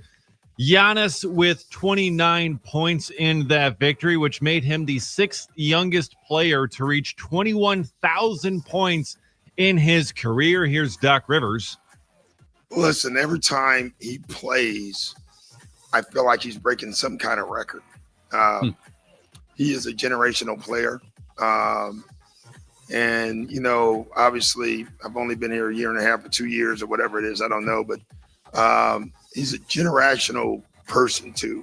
And I think that's where we're all lucky, especially the people in Milwaukee, is, you know, the playing obviously, but the person, when you can match his talent with who he is, that's doing a lot. So very, very happy for him. High praise from Doc Rivers. The Bucks play again tonight against the Washington Wizards at 6 p.m. All right, another victory. It has to be. It has They had to lost be. 7 in a row before beating the Nets, which was huge. 8 of 9 had been losses before beating the Nets. The Wizards are just as bad. So you got to get a win here. Yep. 9-12. It's not a good mark. You got to get back on the right track and push forward. Giannis being out on the court is the obvious difference maker between where they were at and where they're going to be at moving forward. But if he gets hurt again, if he's forced to miss any action, they might fall into a hole that they can't dig themselves out of. Yeah, it's certainly dangerous territory that they're in there.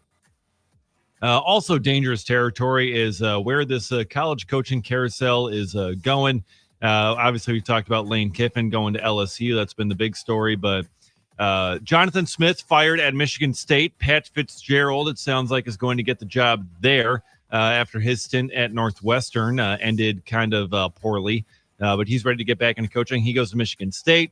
Alex Golesh goes from USF to Auburn. He's going to be taking about like half his staff with him. He's taking several staffers going there to Auburn.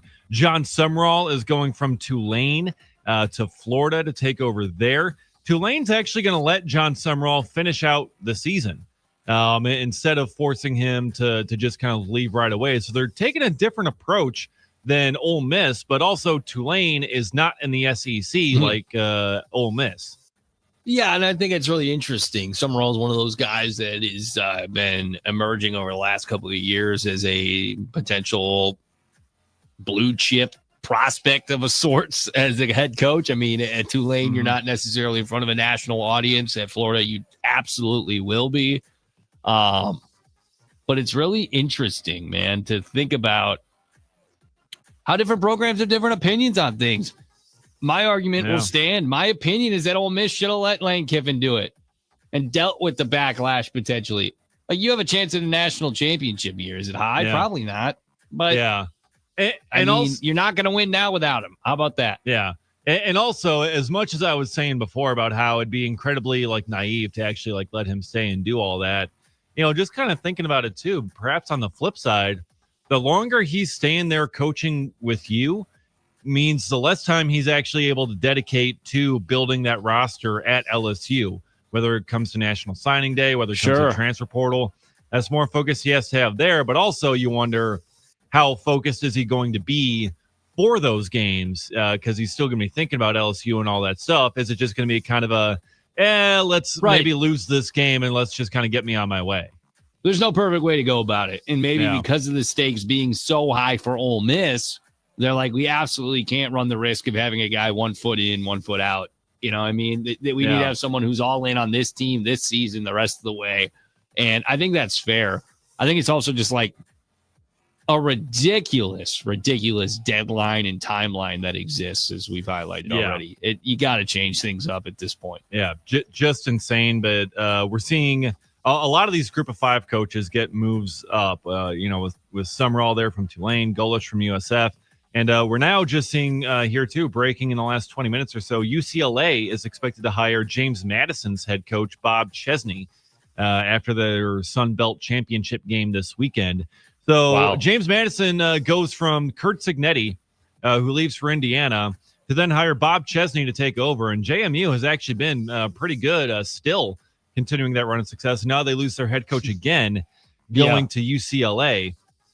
Well, good luck making JMU your feeder program, Indiana. Now, how about that? Now, how about that? Now UCLA's got it. They're going to get and they're both in the Big Ten, of course. And the Badgers will see UCLA next year, so I'm sure they'll be great. Oh, yeah. Of course they will. And Mark Stoops has been fired at Kentucky after 13 years, so they're going to make a move there. He's owed $37 million in his buyout. Fantastic for him. Good work if you can get it. Okay, so I want to go to the ice now. And a couple of things I saw over the weekend that caught my attention. First one here is Kyle Palmieri of the New York Islanders. And this dude is a hockey guy through and through. Line. Drysdale back after Palmieri trying to track it down. Big collision. They both go falling. Palmieri's hurt.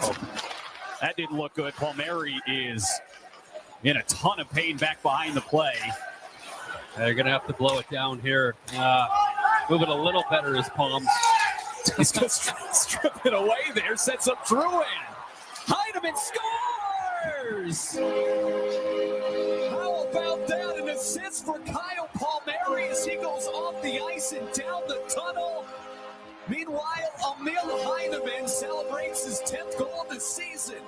Kyle Palmieri tore his ACL on that collision down in the corner. Tries to get himself up, trying to just shake it off and skate off, head towards the bench with a torn ACL. And the unsuspecting defenseman for the Philadelphia Flyers just gets his pocket picked by him, just passes it off to a teammate as he's skating towards the bench, and they just turn it into a goal, a breakaway goal. And he gets an assist on a torn ACL. And now Palmieri's out for the next 6 to 8 months, but what a way to go out. That was incredible. Yeah.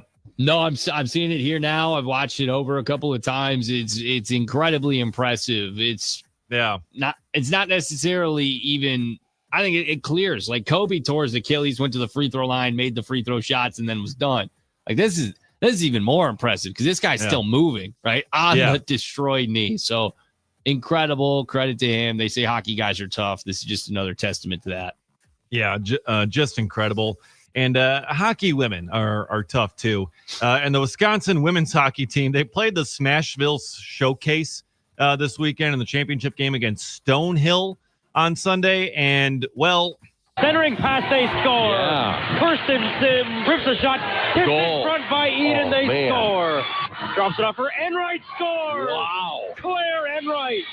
For Lacey Eden, the centering pass. Wow. And they score. The wraparound still in. Oh, man. Save made. Did it go in? A goal. It did. I think a goal on a rebound. Here comes Sims, who scores. Oh, my goodness. Hall now creates some space. Here comes Hall, centering pass, they score. Man. Here comes Hall, she scores. Wow. Centering pass, Zillish for the hat trick. She got it. Potter driving to the net on the backhand, they score. Oh, my goodness. Rebound still loose. Can they whack it in? It's they can. In. Yeah. And it's goal number 15 for Wisconsin. Behind the net is Scannell. Centering pass to Hall, who scores. Scannell shoots, and she scores. Yeah. And it's record-breaking. Oh, wow. 17 goals in the game. It's the most in a single game in Wisconsin women's hockey history. Aiden Michaels and Mike Greenhall on the call there. 17 goals, Nick. 17 goals in one game against poor Stonehill College. Sign me up to be Greeny moving forward. Oh, my goodness. Hey. Oh, wow. Whoa. Oh, hey. What a goal. Hey. Oh, I think he scored. Oh, I think she scored. Oh, my God. You got to feel, Paul Brown, he misses one opportunity there to be on the call for a historic moment, but Aiden Michaels, hell of a job. That team, a hell of a job. Yeah. Number one team in the country for a reason. My goodness. Ridiculous. Yeah. Incredibly talented program. Yeah. Poor Stonehill. They changed their goalies after goal number 13.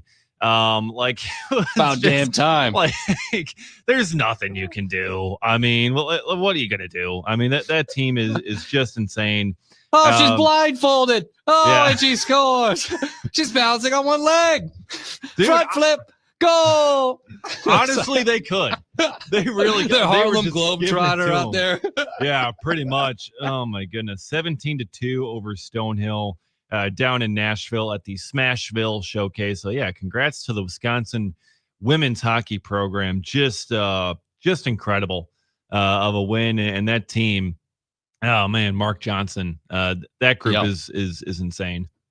They are incredible. We're blessed to have such prolific women's athletic programs here and men's teams as well. I mean, this is one of those schools that you're always blessed if you're a sports fan, because somebody is going to be elite. Yeah. And right now it feels like there's a handful of potential elite programs. Oh yeah. And Wisconsin women's basketball lost by 19 to James Madison on Saturday. They did. Yeah. They did. And then so they're not quite there yet, but they won the consolation game maybe.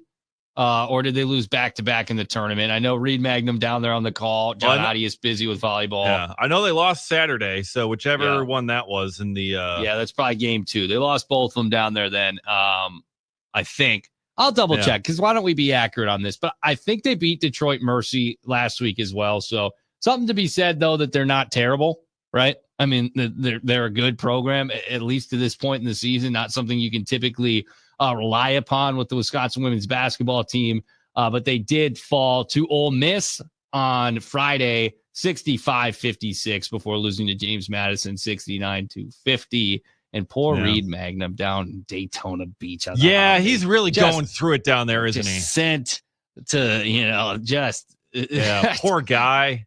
Stuck in the gulag down. Yeah, getting sent to the worst places of all. Yeah. No, he's doing all right. I'm sure he's all right. Yeah. Yeah, it was a very, very busy sports weekend. Across the board. It's what makes Thanksgiving so special for me. Gives you that immediate, I know what I'm doing today, right? If you're stuck with family, don't know what you're going to do, then it devolves into politics or into different things that nobody wants to talk about because it turns sour quickly. But things that turn sour quickly, shoveling. I mean, oh no. We had 9+ inches in Ripon, and my mom doesn't own a snowblower, which is fine. She probably didn't trust she didn't trust us as kids to use the snowblower. She didn't necessarily trust herself to use the snowblower. So we were always a shovel family. We always had 2, 3, 4, 5 shovels because mom and 4 kids. And we'd go to town. We get it done quickly. And since my childhood, we have added an additional driveway, and it's substantially larger than our current driveway. So we have 2. Oh, never got rid of the original. Yeah. And now we have a second drive. It's a lot of snow. So me and my brother, just the 2 of us, because we have 2 shovels today in this day and age. We did the driveway midday on Saturday, and then Saturday night, and then yesterday morning. And each time was about an hour for all the shoveling that was required. And I just look at this weekend and I see free labor across the board for families across the country, especially when it comes to this. So if I wasn't there, mom would have just had someone she hired to come and do it. And instead, we got free labor out of it. And I'm sure a lot of people's lower backs are going through it today. Yeah, great timing there with having the young kids at home to be able to do the shoveling. Right. Is your low back feeling all right? I'm okay, but You're my okay. brother Kyle, who's 10 years older than me, is in much worse shape. Oh, yeah. He's on the wrong side of 30. Yeah. He's rounded that corner. Yeah. You're going to feel it in the low back at 35 there. But yeah. So, oh, man, you guys are a shovel family. For me, we were a snowblower family. And then, the snowblower after like 30 years kind of went kaput. But instead, my dad has a tractor with like a bucket in front, so he just kind of uses that to just kind of push the snow out to the side. Genius. So yeah, and and he loves that tractor, so he's like the only one that's like allowed to be on it. So it's like, okay, you have yourself some fun there, going around scooping the snow out, getting it out of the driveway. Works pretty efficiently. I mean, he's able to get the driveway done like 20 minutes, 30 minutes maybe. Just kind of pushing out to the side. My job was just kind of like shoveling off like the porch steps and everything to get that open, and then moving my car out of the way so that could move that part of the driveway and clear that out. So I had it fairly easy there. I didn't have to do that, but I'm wondering, are y'all snowblower families? Are you shovel families? 877-794-1973 because I mean, really, we all had to go through it some form or another around here because pretty much the entire state got some high level of snow here this weekend. Yeah, it was record breaking, at least in Madison. They said it was the most ever for a November 30th snowfall in their recorded history. So it's definitely possible that at some point in the past it had happened before. But since they started recording it, this was the most snow they had gotten in Madison. And winter's here. I mean, we went to Christmas last year, I believe, without any snow. This is going to stick around now. It's a lot of snow. It's not going to get warm enough for it all to melt. And we're looking at road conditions, specifically here in Madison. Dave, you know. They're bad? It's not always the greatest. Not always the greatest. Please tell me they didn't wait until Sunday morning to send the plows out. I wasn't here. Okay. Abby said they were terrible. The roads were terrible. Okay, because they usually didn't look like they were plowed. Yeah, because so many times it feels like out there in Madison, they're like, we're going to wait until the snow stops to plow. It's like, you realize it's like a 24-hour snowstorm. That's a long time to go without plowing the roads, without clearing some of it out, because people are still going to be driving over it. It's going to make it that much harder to actually get rid of. And then when it gets freezing cold, guess what? That snow is going to turn to ice, and it's going to make it that much more impossible to get rid of. And then you don't put salt down on the roads because you're like, oh, well, salt's a problem. We can't overdo that. And and then it's just worse. And then it's just so bad for so long. And it makes no sense. So, yeah, I'm not surprised that the roads are terrible out there because for whatever reason, they never plow the roads. It's like you have plows. This is Wisconsin. Snow has happened before. We should be prepared for this, but. Well, I don't know. What it's worth, I was not here. And my girlfriend was all alone here and driving in the snow-covered roads and figuring out her path forward. By the time I got here yesterday, it was pretty good. So I lucked out in that regard. Did not luck out, though, being home this weekend. I'm always willing to help. I'm obviously going to be helping my mom no matter what. It's just difficult timing where I'm there. Son. Yeah. I'm a good sport about it. She starts going out there and, I jump to my feet. Like I wake up, it's like I hear shovel noises at 7 a.m. I'm like, she's out there, isn't she? She's doing it all alone. You know what I mean? So I'm like we get my brother up and I'm like, I get on my clothes, throw on some clothes, get out there quickly, take the shovel from her. I'm doing it. You go inside. And I'm like, you wearing a coat? And she's like, I don't know. Well, you got to wear a coat, Mom, if you're going to be outside. It's cold. See, that's the difference with my mom. She will always be wearing a coat no matter what. Even if it's 60 degrees out, she's like, I'm putting a coat on. So yeah. she's gonna be layered up if she's out there. But yeah, it's a lot of why don't you go out there and help your dad? Oh, okay, cool. I'll go and do that. But yeah, it was. We got a couple people weighing in here. Ted in the 920 grew up a shovel kid. I have a snowblower now. I'm never going back. I anticipate that will be the path of my life. I'm an apartment guy right now, so I have no responsibility at all for shoveling. Fortunate enough, underground parking for my car, so I don't even have to hopefully brush that off too much. And the price is all right, not too shabby. Mario, snowblower, driveway is 75 yards long. Oh, goodness. Well, that's a lot. Husband had total knee 3 weeks ago. Took me an hour and a half for driveway, patio, and front walk. Go me. Hey, way to be Mario. persistent. Way to be persistent. I've seen people in the past, not often, but my mom on occasion. I'm just going to drive over it a bunch. Pack that thing down. Oh.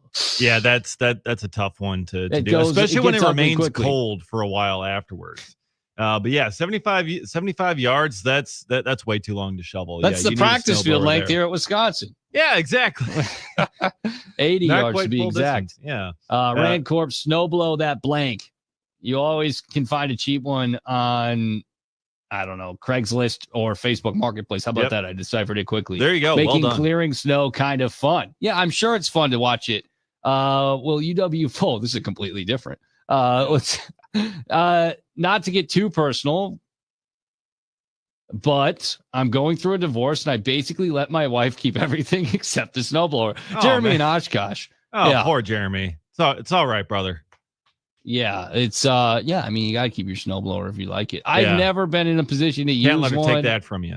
I think my mom always had the belief that one of us would get sucked into it, so she never allowed us to use one and have one. So I don't know. At this point, I would have liked to have had one this weekend, but of course I'm willing to help when I'm home. But it did make me feel great about being an apartment person and not a homeowner at this point in my life. Oh yeah, because that's going to be then that's entirely on you to get that out there. And plus, if you got a sidewalk in front, you can't forget to shovel the sidewalk. Apologies, Marlo, not Mario. Apologies. I read it quickly. I'm at a distance from the computer where the graphic is not perfect. Maybe you need to get your prescription on your glasses. Yeah, maybe I actually do need a prescription on my glasses. That's a whole different story. These aren't even like prescription glasses. These are prism glasses. My eyes have a problem focusing in at the same time. It's not necessarily that I can't see. It's just that my eyes will not focus at a point directly in front of me. Oily Phil here. I'm a snowblower, man, even though I did shovel twice on Saturday, but snowblowed on Sunday. My question for you is, what are your thoughts on roof raking? Ooh. I have gone up on the roof before because my mom was concerned about the amount of snow up on the roof. I think that if you're a homeowner and you are concerned about the weight on your roof, I got no problem with roof raking. It's a pain. I used to shovel. And there was a nice thick layer of ice underneath. So a couple of times I fell to my rear end and slid to the edge and caught myself on the gutter. I could have potentially fallen off the roof, but you got to do what you got to do. Yeah, minor detail, just falling off a roof. You can take these mundane tasks, these chores, and make them more of an extreme sport. I'm all in. So when it's downpouring and going crazy, and my mom's like, oh my God, the gutters, they're overflowing. That's when I'm all fired up to jump into action, climb up on the ladder, and get ready to go and clean the gutters. That's when you're in a driving rainstorm is when you're most excited to. Yeah. Lightning storm on a big metal ladder. You know what I mean? That raises the stakes. That's what I'm all down for. I mean, I do it whenever she asks me. Something, but she just put the rain guard or whatever over the top of the gutter, so I'll never have to clean them again, hopefully. There you go. That was one of my extreme sports. Those are the chores I like. You asked me to clean the window wells? No, thanks. You want me to go up on the roof and clean the gutters? I'm down. There you go. Yeah, gotta brush the snow off. Yeah, I mean, if the snow's if it's over the edge and it's clearly drifting and it's way too much in one spot, then maybe it's okay. But other than that, for the most part, we just kind of let our roof be, and don't worry about it too much and just kind of see it all melt down. But yeah, you got to make it an extreme. So how are you going to make shoveling an extreme sport? You got to find some way, I'm sure, by now. Yeah, I was getting a running start, and I would get a running start, and I would push the shovel straight forward as fast as I could. And then as soon as the shovel hits something or snags on something, you just topple over it. You flip clean over it. I did not spill at all. I did not fall at any point. I break a wrist. I did one of those cartoonish running in place while you slip type situations, but I caught myself. But yeah, I mean, I always find ways to make it, at least fun in some regard. But it's hard sometimes. I mean, if it was bitterly cold this weekend, it would have been hell. And so I guess I can be grateful for the fact that the whipping winds only made it feel like 15 instead of sub-zero. Yeah. Yeah, it wasn't too bad weather-wise, but yeah, it was good. It was wet snow as well, wet packing snow, very heavy, which just kind of adds to it. Adds to the low back problems as well. That is right. Yeah, be sure to rest your low back today if you were shoveling this past weekend, because you know what, you've earned it.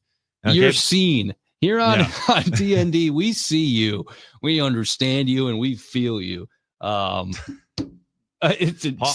in Sullytown says, just explained one of the reasons you're divorced. I don't know. Damn. Jeremy catches a stray from another listener, but we're here to be the median between our listeners.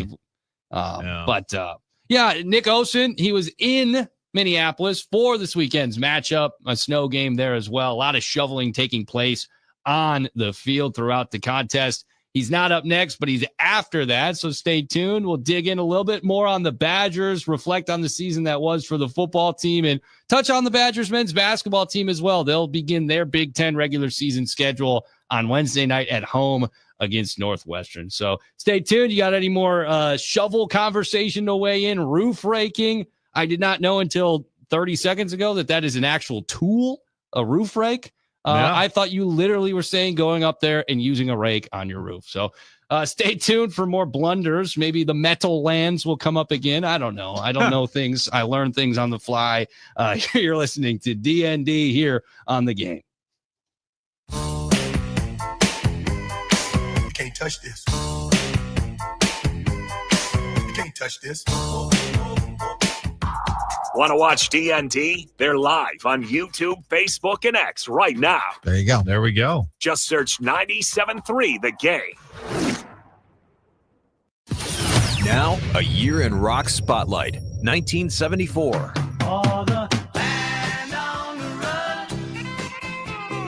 Land on the run. In January of 1974, the top-selling album of the year is released, Paul McCartney and Wings' Band on the Run. Bob Dylan, backed by the band, has his first #1 album with Planet Waves. In February, Jersey City's Kool and the Gang have a top 5 hit with Jungle Boogie.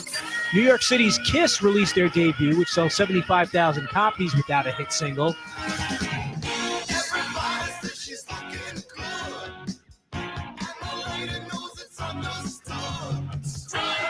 In March of 74, Canadian band Rush released their debut album, Get a New Drummer, and go on their first U.S. tour. David Essex has the first of many top 10 hits in the UK and his only U.S. hit with the single Rock On, which goes to number 5. And Steely Dan hit the top 5 with the single Ricky Don't Lose That Number and have a top 10 album too with Pretzel Logic. Ricky, don't lose that number. It's the only one you want. You might use it if you feel better when you get home. Keep listening to iHeartRadio for more from 1974. Coming up. Now, a year in rock spotlight, 1968. Born to be wild. In January of 1968, Steppenwolf released their debut album, including the single Born to be Wild, which charts at number 2 in the U.S. Johnny Cash records 2 live shows at California's Folsom Prison, along with June Carter and Carl Perkins. Also in January, the Beatles are number 1 with Hello Goodbye. In London, they launched their own company, Applecore, with a store, a recording studio, and record label.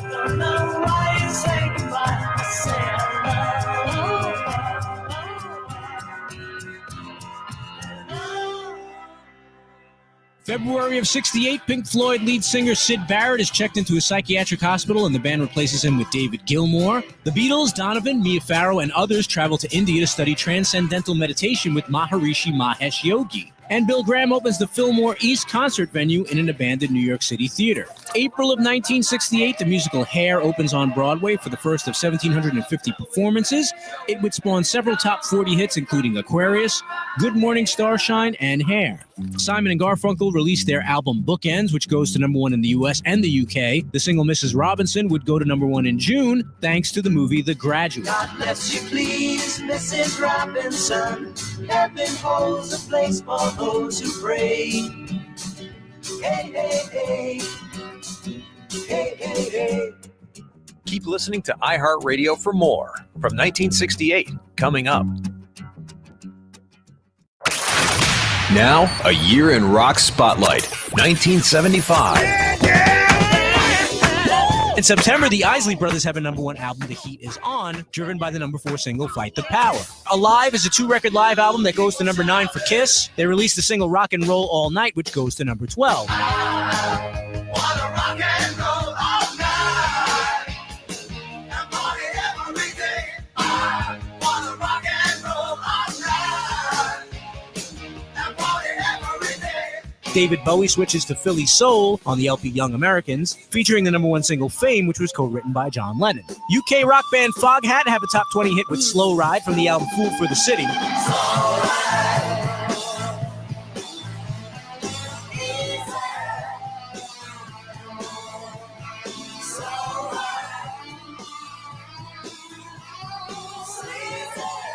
In October of 75, Pink Floyd released their follow-up to Dark Side of the Moon. Wish You Were Here goes to number 1 in the US and the UK.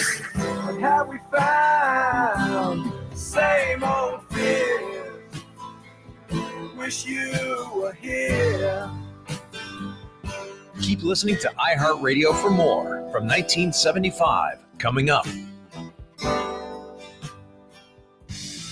iHeartRadio goes one-on-one with Rick Springfield to get some insight on his latest release, Rocket Science. It's a guitar-based record for sure, and I love big hooks, and it's not a country record at all. It's a rock and roll record, but it does have some country elements. Keep listening to iHeartRadio for more from Rick Springfield and all your favorite artists.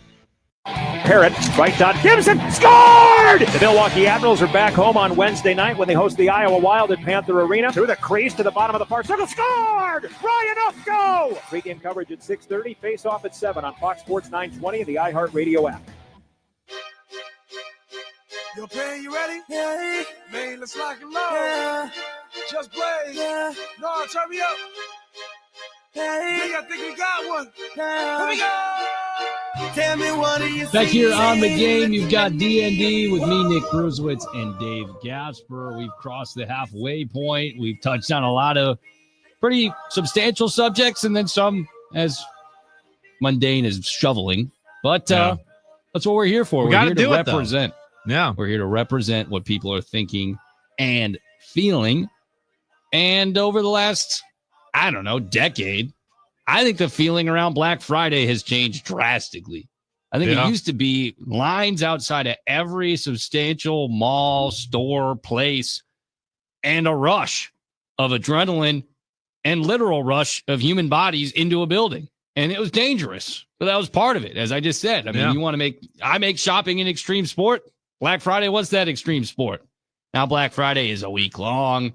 It's all online as well. Cyber Monday. Today's technically Cyber Monday. Who even cares anymore? I mean, most people are buying their stuff online anyway for Black Friday.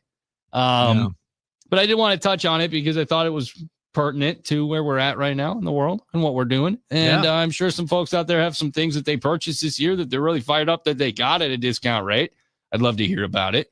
I'm probably not going to partake at all because I'm territorial with my cash. Like I've stated before, I don't like spending money on anything. Very frugal. Well, most of us are. Yeah.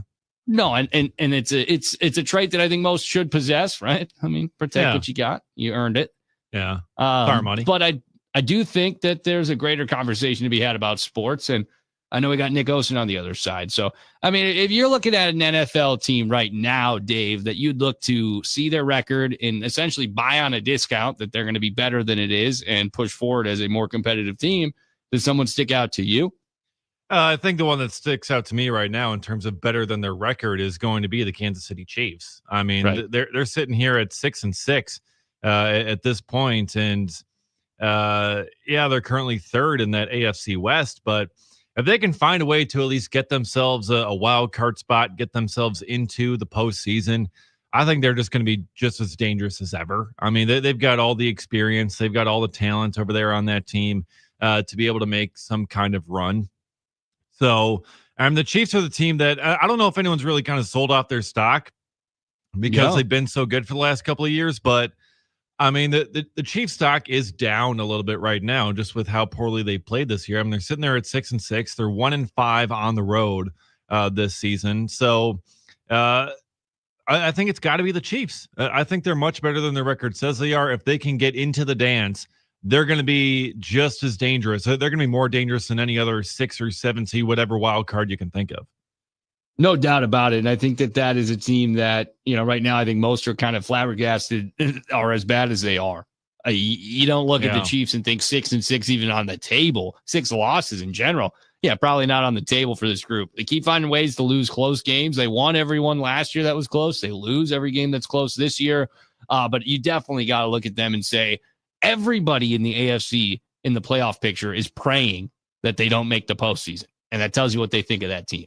On the other side, just quickly before we get to Nick Osen, I think the Dallas Cowboys might be that team in the NFC. I don't know if they have enough time to pull it off. They're 6-5-1 now. They lost some games early in the season that are going to hurt them.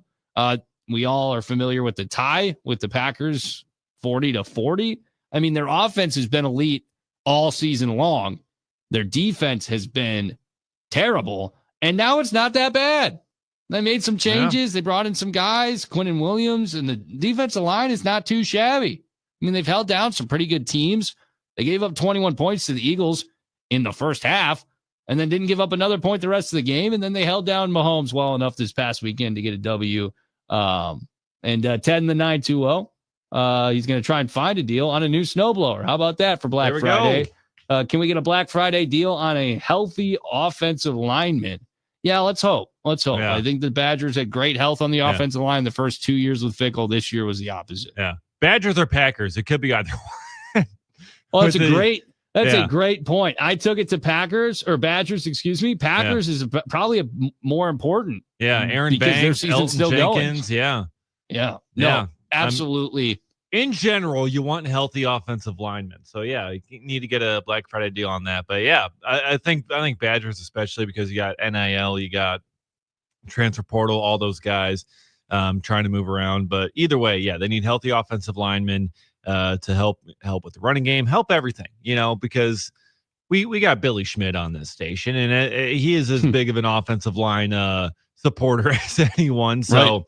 It's important to have those guys and have them healthy up front.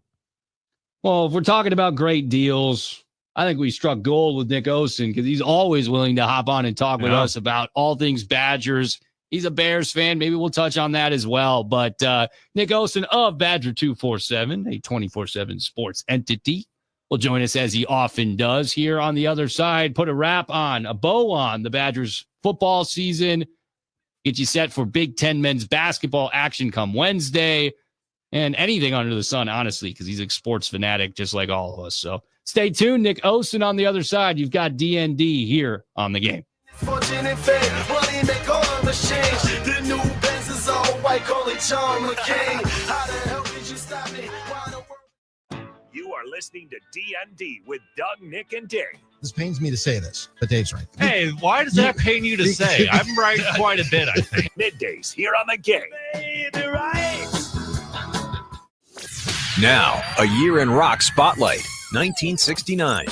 Low-budget film Easy Rider captures the public imagination with a soundtrack by Steppenwolf, the Byrds, and the Electric Prunes. The Woodstock Music and Art Fair is held August 15th through 18th on Max Yasgur's farm in Bethel. 32 of the biggest bands of the day played to a crowd estimated at 500,000. The event is later released as a movie and album.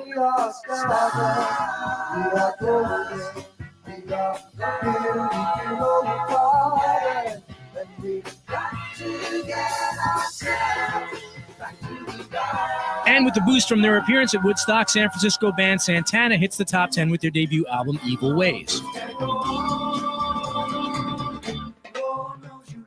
The festival undoubtedly immortalized Jimi Hendrix and ushered in the era of large rock concerts and arena rock bands. Also in October, Led Zeppelin have their only U.S. top 10 hit when Whole Lotta Love reaches number 4. I'm gonna give you my love.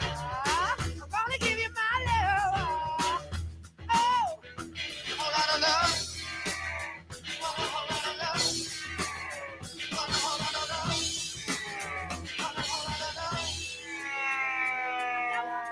The Allman Brothers Band released their debut album on Capricorn Records to good reviews but limited sales. And 7 years after his last number one, Elvis Presley tops the charts with Suspicious Minds.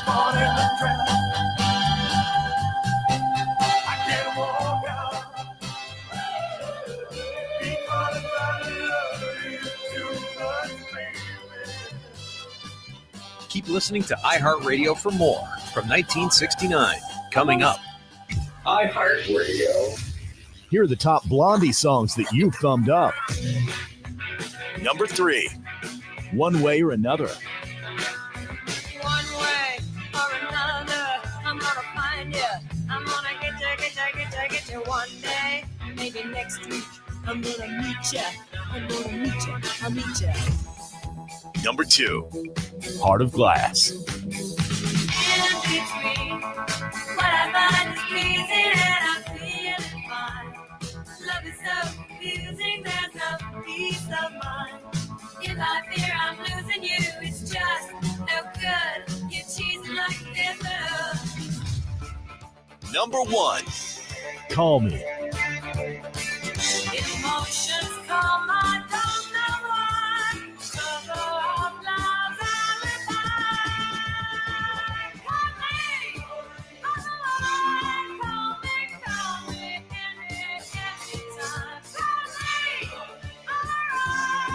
Hear more from Blondie and similar artists now. Search for Blondie on iHeartRadio. All your favorite music, all your favorite stations, all free.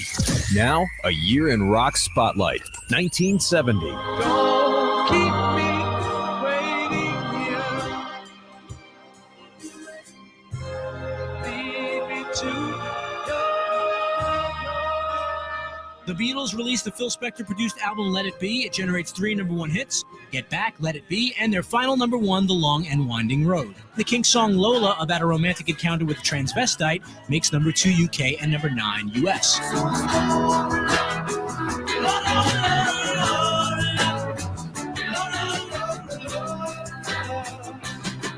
In July, the Stooges released their second album on Elektra Records, Fun House, and British band Mungo Jerry are number 1 in the UK, number 3 in the US with the single In the Summertime. have a drink, have a drive, go out and see what you can find. In August, Eric Clapton releases his first solo album and scores a top 20 hit with his cover of J.J. Cale's After Midnight. Neil Diamond scores his first number one with Cracklin' Rosie. September of 1970, Neil Young has a top 10 album with After the Gold Rush. War, an anti-war protest song by Edwin Starr, tops the charts. What is it good for? You tell me. Say it. Keep listening to iHeartRadio for more from 1970. Coming up. iHeartRadio goes one-on-one with Elton John to talk about the power of a song. Take someone somewhere else. God knows I've been taken so many places by other writers, other performers. That is the power of the song and the power of the performer. Without music, my life would have been, it's been a constant, whether I've, from 3 years old when I started to play, it's been a constant, whether I've been happy, sad, breaking records, being at my lowest ebb ever, I've always had music with me. And it's always got me through the good and the bad. Keep listening to iHeartRadio for more Elton John and all your favorite artists.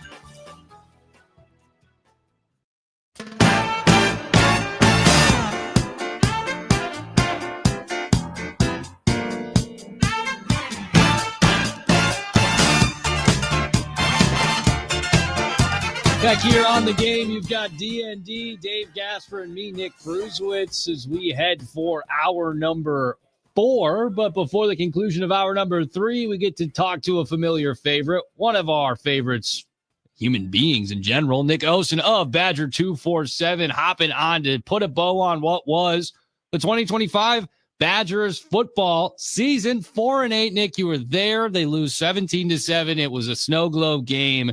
What was your greatest takeaway from the effort you saw from this group, maybe one year over the next, from what you saw in the finale against Minnesota last season? Yeah, guys, always a pleasure to be speaking with you.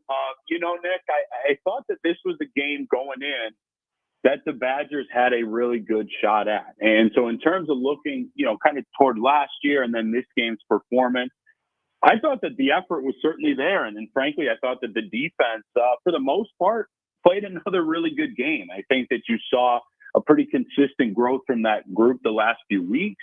I think that obviously there could have been better execution. I can think of 3 key plays overall, probably one on defense and certainly a couple on offense. Obviously, it was one that a lot of Badger fans were hoping for, but now, it doesn't really kind of reshape a lot of how the season was thought of, right? They didn't reach kind of what they'd hoped. Thought the effort was there. It's a rivalry game, tough conditions, really to execute some of what was hoped for. And now, as I'm sure we'll get into, a huge offseason lies ahead, both in the short term for some high school recruiting, as well as long term adding some portal pieces as well, guys. Yeah, what do you think, Nick, is going to be the top item on the to-do list for Luke Fickell during this offseason? Yeah, I'm going to give you 2 if that's okay, Dave. That's fine. Yeah, there's a lot on the to-do list, I'm sure, Nick. And even he would say that. He made a joke about it really the last couple of weeks. But Fickell would say that, the staff would. Look, I think it's going to be really important to retain. A lot of people are talking about how, it's such a huge 2026, and that is true. But I don't believe that you can just flip a team and kind of find a lot of success by just grabbing portal guys. I do think there's a lot of good young talent within this program that's going to be important to keep around. And I've felt pretty good about most of those guys, most of those names. So that's number one, Dave. And number two, I think obviously figuring out kind of a consistent, successful plan at a couple premium positions. I think obviously quarterback is one. I think that Carter Smith showed some really good things, and I'm somebody that believes he can indeed be the guy in the future for this program. But remember, he still has 4 years of eligibility, right? Because he didn't have to burn his red shirt. So I expect obviously some activity with bringing in, I'll say safely, some competition, but more than likely somebody that's been around, found success at the quarterback position, because as we know, it's a huge year. And then everything else is just kind of built around that, Dave. I mean, obviously, probably going to look for wide receiver, maybe some depth at O-line, safety, like other spots that happen. But I think Fickell would tell you himself that quarterback spot been a tough go these last few years, and that's not really just the player's fault or staff's fault. There have been a lot of injuries, but going forward, that it just can't happen. So if a body does go down, you need to have somebody kind of coming in right after that you trust to be able to play really well. Yeah, Nick, I think it's an interesting point to be made. Tom Oates made it on our Game Radio Network with Drew and KB a couple of weeks ago, highlighted all the quarterbacks that have been here in the time of Luke Fickell and his staff, and how literally not one of them is going to be remembered fondly, right? And so you're hoping Carter Smith might be that guy. It's not a negative. They're not going to be remembered poorly. It's just that their impact was minimal at most. So as we look to what this week is, guys are going to be signing. And I think a lot of people are still on the edge of their seat, crossing their fingers and hoping that they can get to the finish line with some of the players that we have heard from and certainly have made verbal commitments. As it stands with Amari Latimer, I think that's the biggest fish that we're looking to reel in. Where's your gut at with that? Because I think your gut was a no on Jaden Petit, and you were right on that one. Yeah, I appreciate that, Nick. With Amari, like I've learned in this day and age, never to really speak in absolutes, just because this era, things can change so quickly. But I mean, I've been checking in, whether it's with folks around the program or, people in Amari's family, just connections that I've made. And I feel good as we sit here at 12:45 on Monday, 2 days away. I feel really good. Miami is a team that is pushing really hard. Obviously, there are some long-term family ties there, and they're very competitive with NIL. But I think that the Badgers are certainly working to do whatever it takes, and I think that I would be shocked. Yeah, pretty shocked at this point, based on recent conversations, if he did not end up here. So that would be a very late switch. I will mention, Nick, another name that really the only one I'd say that's in the class right now that I'm watching in that sense is tight end / D lineman Jack Janda. Had a huge fall for a state champion up in Michigan, and I think things are looking more like D-line for him in the future. Wisconsin still in a solid spot, but Iowa is also a school to really watch here as we get to that finish line. Are you worried at all about LSU with their new head coach, Lane Kiffin, stealing any of these recruits with signing day coming up, Nick? Because this whole Lane Kiffin situation has just been incredible. We were talking about it earlier on the show here, but with a few days before National Signing Day, wanting to get over there quick. And a lot of people point to the schedule in college football here for, really kind of how terrible these decisions are, like having to get in at a new place pretty much by this week. And then you got the college football playoff and transfer portal and all that. What's your take on this whole, Lane Kiffin coaching carousel, trying to flip these guys here late? What's your take on that whole situation? Yeah, Dave, it's been a huge topic. I'll go a couple ways with this. First and foremost, I've been kind of a Kiffin, guy from afar. Like I've liked kind of some of his success, and I liked how he had a little bit of a personality and wasn't, kind of afraid to show it in different ways. I'm not knocking somebody for choosing a program like LSU, but I think we could all agree there could have been a better way to handle all this. Really, regardless of the calendar, I understand that's not just his fault or his choosing, but just some of the comments and some of the reports about the last really couple of days in Oxford, a program that about 2 months ago, he had an ESPN special that he spoke so highly of. I think that was unfortunate. But in terms of the calendar, I do think that there are ways to make this much better. I'm not sure if it's anybody's fault, though, because players need to be signed, and some want to enroll early. So that happens right after the holidays. And then I am a fan. I've spoken with Nick on a couple of our other shows as well, or pregame, that I agree with the portal being moved, but then it's also a question of that timing. And it's just, look, I'm not going to feel too bad, for some of the top powers involved just because of some of the great things that they do get. But I will say, for any single human being, it is tough to kind of balance everything. And that's why I get why Kiffin had to leave when he did, but just kind of some of the formalities and maybe extra verbiage, Dave, that he kind of threw out there maybe wasn't the most necessary. Yeah, definitely not. Nick Osen of Badger 247 joining us here for a couple more minutes as we get set for the Big Ten men's basketball season to begin on Wednesday night. The Badgers will host the 5-2 Northwestern Wildcats. Badgers also 5-2. They go out to the West Coast, win one of three matchups. You were there for BYU. What does Coach Collins and Nick Martinelli's squad pose to this Badgers team at home come Wednesday night? Yeah, Nick, it's crazy. We're already getting into Big Ten hoops, and they've got really a couple of decent wins so far, does Northwestern. I believe it was a true road game, obviously not super far away, but taking on a DePaul under Chris Holtman that's been a little bit better. They beat South Carolina recently. That's solid program. Tough last year, but solid under Lamont Paris. But I just think the biggest thing is they always kind of take pride in their defense. And then Martinelli, obviously one of the best scorers in the entire country. I mean, you think of a lot of these recent matchups, they're generally played pretty close. I think that they are two coaches with a ton of respect for each other. And we'll actually be speaking with Coach Gard and a couple players later today, Monday night, to get an even better idea. But if you're asking kind of what I think, Nick, I think that just really, really important for Wisconsin to take care of business in that game. Marquette coming up this weekend. Nebraska is going to be a true road game. They've obviously gotten off to a great start this year, but just because the Badgers weren't able to knock off a BYU or obviously, kind of wrap things up with TCU, it's important to not take any bad losses as we fully get into Big Ten play in the next 3 or 4 weeks.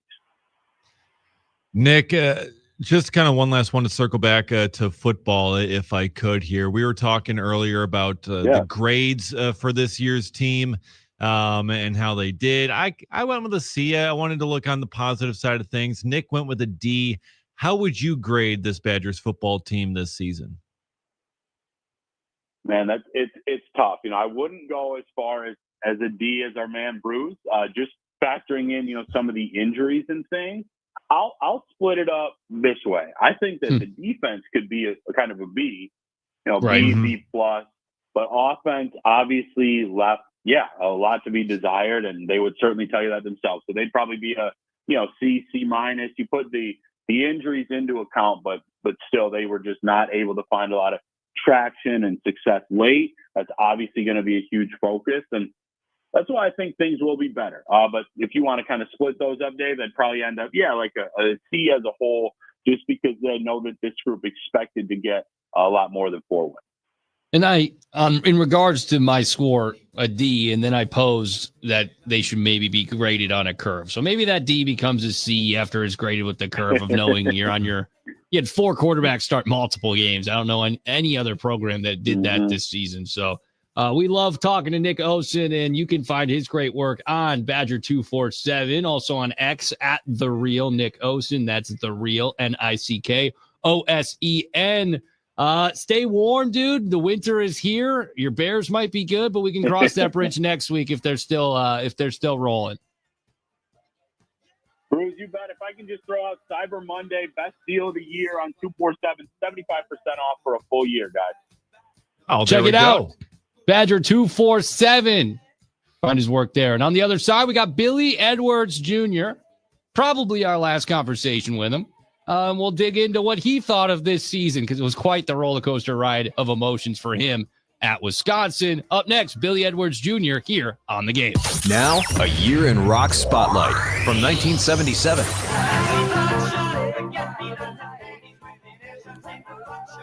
In February of 77, 60s band leader Manfred Mann has a new band and scores a U.S. #1 hit with a cover of Bruce Springsteen's song Blinded by the Light.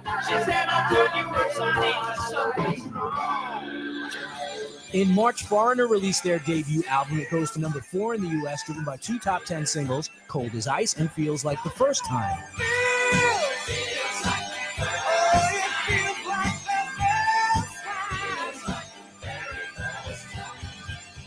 Philadelphia blue-eyed soul duo Hall & Oates have their first U.S. #1 with Rich Girl from their 5th album, Bigger Than the Both of Us.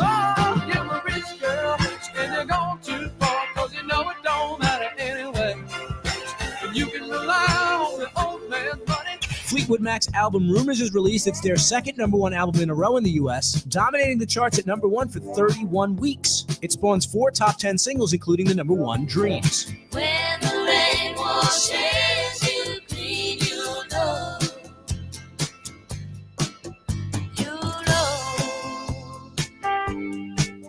Keep listening to iHeartRadio for more from 1977. Coming up.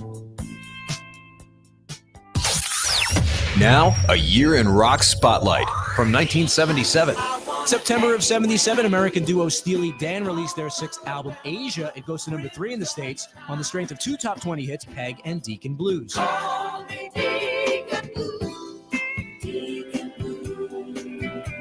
In October, the major label debut album by Meatloaf is released. Hits #14 in the U.S. and goes on to be one of the best-selling albums of all time.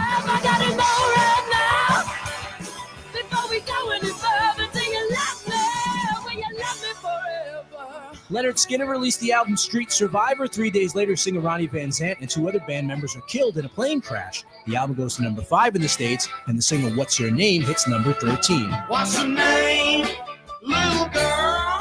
What's your name? In November, Eric Clapton's Slow Hand is released. It goes to #2, driven by 3 hit singles, Cocaine, Wonderful Tonight, and Lay Down Sally.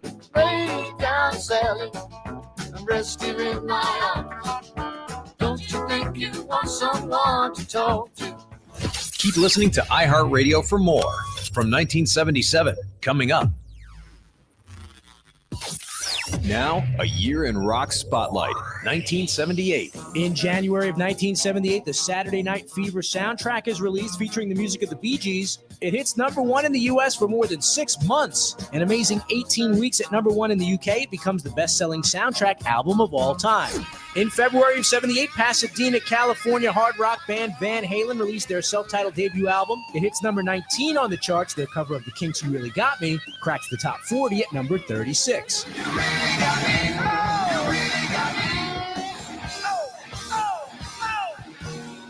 In March, the Patti Smith Group released their 3rd album, Easter. It goes to #20. Their single, Because the Night, goes to #13. It was co-written with Bruce Springsteen.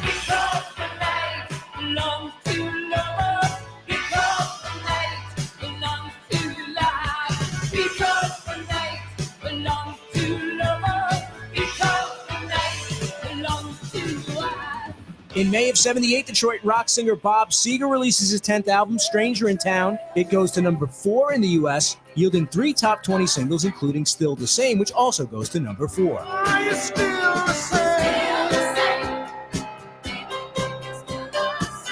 Keep listening to iHeartRadio for more from 1978. Coming up. Now, a year in rock spotlight, 1972. We were singing bye, bye, Miss American Pie. Drove my Chevy to the levee, but the levee was dry. And good old boys were drinking whiskey and rye, and singing, this will be the day that I die. This will be the day that I die.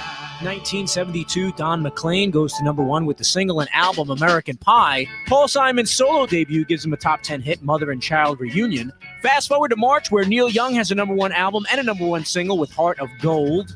And Deep Purple released their quintessential album Machine Head, which goes to #1 in the UK, #7 in the US, and features the classic hit Smoke on the Water. Smoke on the water, a fire in the sky.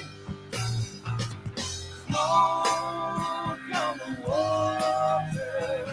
Also in March, the band America releases their debut album. It goes to #1 and yields a #1 single with Horse with No Name. See, I've been through the desert on a horse. horse with no name. It felt good to be out of the rain.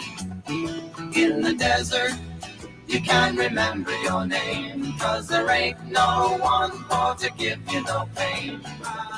Keep listening to iHeartRadio for more from 1972. Coming up. What you waiting for? Let's go. Make sure to make us a preset on the iHeartRadio app so you can listen to us anytime, anywhere. Wisconsin's home for sports and stuff. We are the Game.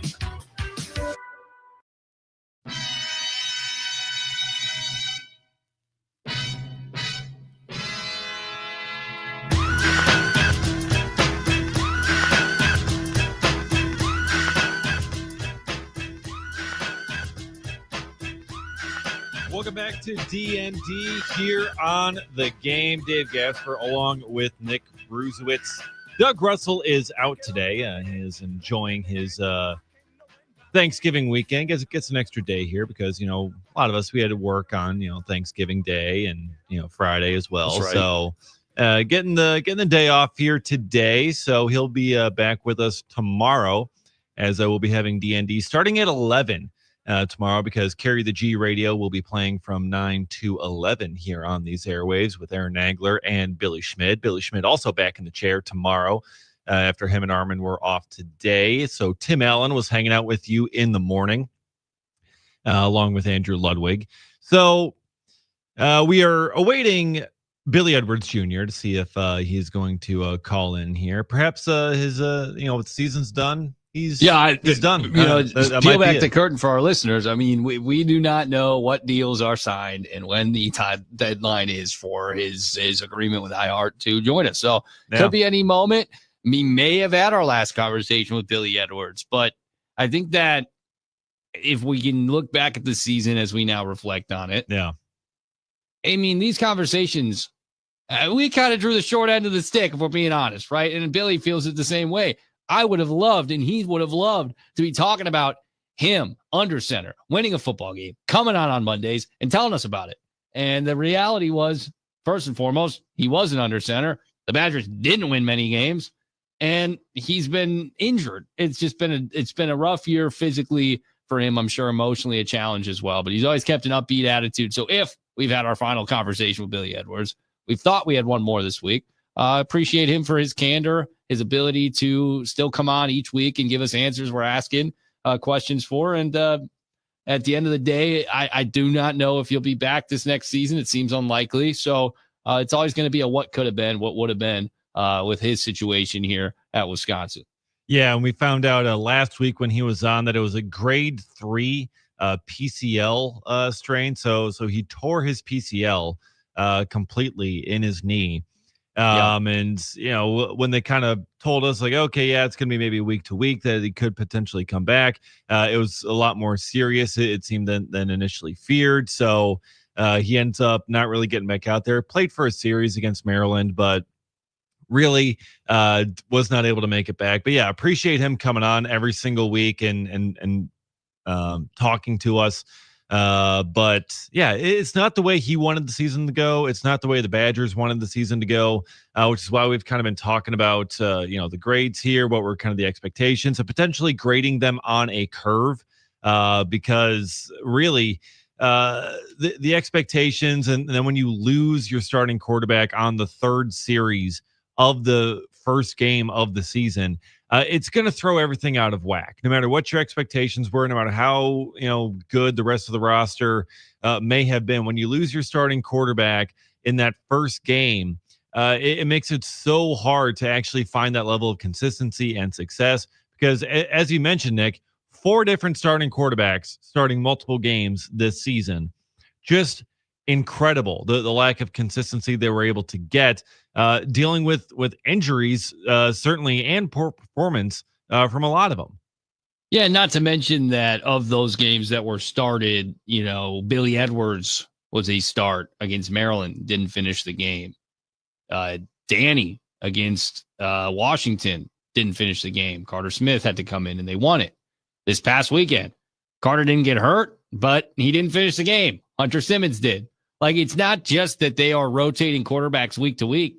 They've been forced to rotate quarterbacks in game on a few occasions already this year. And well, not already, this year. I mean, the season's over now. So they were fighting an uphill battle. And I get that there is some negativity involved with me giving them a D on the year. But I think most would give them an F.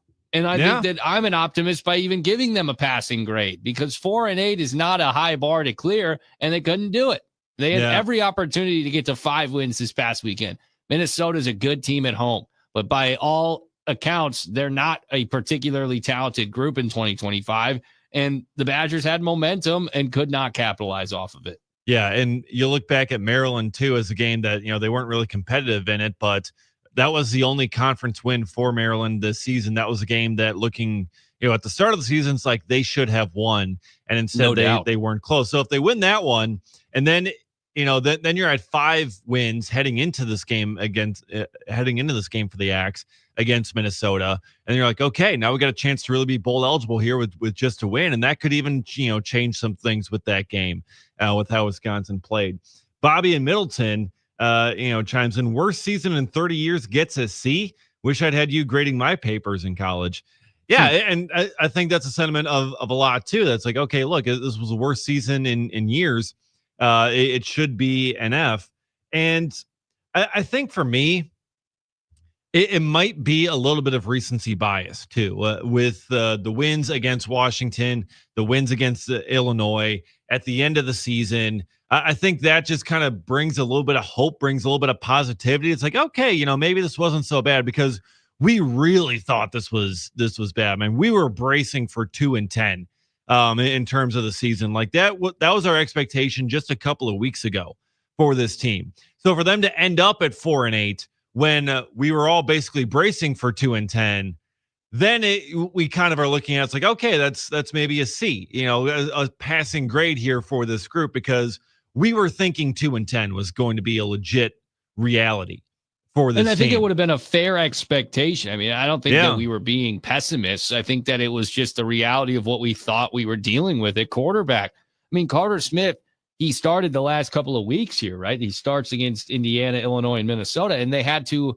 essentially dumb down the playbook because he hadn't had enough time. I mean, he hadn't matured into a collegiate quarterback quite yet.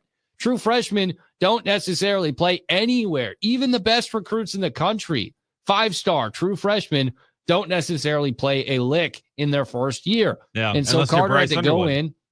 Yeah. And he was the highest paid recruit at the time ever. You know what I mean? Coming out of high school. So there is not as much resources placed on Carter Smith based off of his production as a high schooler.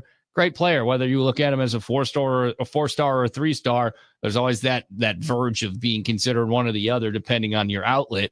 I mean, this is a guy that they had high expectations for the future. Maybe not even 2026, but 2027. And so we'll see what happens when this team comes together again in the spring, what that roster looks like. If he's a part of it, I would anticipate he is. I'm not placing any doubt out there. I'm not trying to, spread rumors or make people worry, but you never know. And if he's like, yeah, I think I can be a starter next year, knowing my experience that I've seen so far this year, I don't think the Badgers' plan is for him to be a starting quarterback in 2026. And I'm not sure it's their plan to have him be their backup. Like, I think that there is a belief in him long term, but I don't know at any point if they ever considered him, he's going to be our starter in 2025 for any action at all, which he was now. Essentially started 4 games, playing almost all of the Washington game, and then not playing the second half against Minnesota. Next year, you're going to look at another transfer quarterback, in my opinion, probably multiple coming in regardless of if they're starters or not, because you're seeing Billy exit, Hunter Simmons exits. Who knows if Danny plays next year? Like, they're going to need to reset that whole room potentially outside of Carter Smith once again. Ryan Hopkins, a high school recruit coming in. Like, they're not going to have anybody with a breadth of experience. Carter Smith could be their most experienced guy prior to adding in the portal. And that's saying a lot about where we're at right now with that room. Yeah. I mean, you're going to have to bring someone in from the portal to just to fill out the room. Because, I mean, even with the 4 scholarship quarterbacks this year, I mean, they clearly did not have enough. They would have liked a 5th. They didn't have it. I mean, they had complete turnover in the quarterback room from a year ago. I mean, the only guy who stayed was the walk-on Milos Spasojevic. And that's it. So they need to find that consistency. And perhaps, they didn't expect Carter Smith to be that guy this year. They were hoping they wouldn't have to. They were hoping it was going to be a full year of Billy Edwards Jr. And Danny O'Neal if you had to. But Carter Smith could then learn from those guys and watch those guys and then maybe be ready as a redshirt freshman the next year, hopefully. But you also had Danny O'Neal in place where it's like, okay, he's been a starter at the D1 level. You could roll with him for a while if you need to. So, we'll see where they end up going. They're going to have to bring somebody in to help fill out the room. But I'd imagine their expectation is that Carter Smith is going to start going forward because he was that highly touted recruit coming in. And he was the one who helped them win their ball games here down the stretch. I mean, when they faced the ranked opponents, it was Carter Smith who was getting the job done and getting the offense moving. So, yes, it was a lot of just running the ball and him being a dual threat quarterback. And most of the threat was on the ground running the ball. It was not really him throwing the ball. But still, I think that's something that they're going to be able to work on. He's going to be able to improve. He's going to have to quicken up that decision-making next year as well, because we saw a couple of times during, especially the game against Minnesota, where it's like that throw is late. Like you got to get it out sooner. You got to make the decision to throw the ball sooner. And he'll find that eventually. I think they're going to work with him quite a bit on that this offseason because this is really his first full year where he's dedicated solely to football, because he was a baseball player. He was a pretty highly touted baseball recruit as well in high school.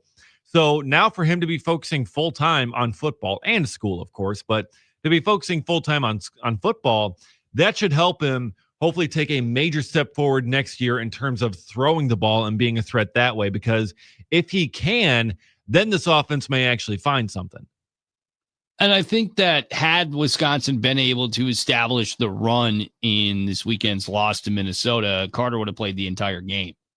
He protects the ball well, right? Yeah. He has been risk adverse because first and foremost, the playbook that they're using with him is putting him in a position where he's not putting the ball in harm's way. They cut out all deep throws pretty much. Like they had maybe one or two, but any intermediate or deep throws, they just were not doing it. Unless it was some sort of specially created trickery kind of thing to try and get things moving and loosen up that defense. But everything else, it was short passes. It was behind the line of scrimmage or it was within 5 yards of it. I mean, they kept it very tight. They kept him on a leash there a little bit, passing the ball. And had they established the run, they would have probably lent towards that play style with a little bit more satisfaction in Saturday's matchup. But because they couldn't get the run, because they couldn't carve out any yards, they had to turn to maybe a more aggressive attack, certainly a more aggressive attack downfield with the passing ability of Hunter Simmons. And to Hunter's credit, I mean, when tasked with making an incredible pass in the first half to Vinny Anthony down the field, he did it. And he nailed him. I mean, that was a perfect ball in those conditions with that footing or lack thereof due to the snow. So I think you look at him and you say, if he could have just cut down on the turnovers Saturday, you probably win the game. That's the problem right here is you were looking at two quarterbacks that were on the opposite end of the spectrum, and you really needed someone in the middle, and they're hurt. I mean, Danny's hurt. And we don't even know what Danny's injury is. He got carted off. It could be a torn ACL. It could be a torn Achilles. We just know it's a lower leg injury that ended his season. And that's what makes me wonder if he's going to be able to play next year. Like if he tore his Achilles, let's just say, hypothetically, this is not by any means an admission of the actual injury. I have no clue. Just know it's substantial and it's lower body. Do you recover quickly? I mean, 6 to 8 months it's going to take to recover from that. He got hurt in November. You're talking about come back in June, July. And you're gearing up for a season at that point. And he's a running quarterback. It's a question if Danny's going to be viable for next season, regardless of if he's a part of the program or not. I wish the best for him. I want him to be able to play as much as possible. But I just don't know how Danny is going to be a part of the picture next year with any sort of confidence. Like they're going to have to build a roster with the anticipation that he is not a part of it in terms of playing. He can certainly be around in the film room, recovering, rehabbing. But you can't put any sort of money eggs in his basket because it's certain that he is not going to be 100% for a long time. Yeah, and that's really kind of the struggle there. And what's also certain is that you got two players that are going to be leaving, and Hunter Simmons and Billy Edwards Jr. You got one coming in at this point with Ryan Hopkins. Now we'll see what happens with National Signing Day. There hasn't been any rumors of a flip, but again, as we just talked with Nick Osen, anything can happen when you get down to it. So, yeah, they're going to have to bring someone in and get some help there. They're going to have more turnover in that quarterback room. But what were your grades for this Badgers team this season? 877-794-1973. Kevin texts in, but the schedule they have this year, I don't think there were very many people that expected them to win more than 6 games. So winning 4 isn't that bad when you think about it. Yeah, expectations to win more than 6 were certainly low. We were struggling to see 6 kind of at the get-go. And yeah, to end up with 4, especially when for a while there we were expecting to just end up with 2. It's kind of around middle of the road. Not quite as bad as it could have been. Not as good as you were hoping for, obviously, but kind of around middle of the road-ish. So that's where I end up with a C. Yes, expectations do play a part in it. Yes, there's probably a little bit of recency bias to it because these wins came later on here. If the Badgers got their 2 conference wins against, Maryland, like if they happen like early on in the season and then they go on a complete skid to end the year, we're probably talking different grades.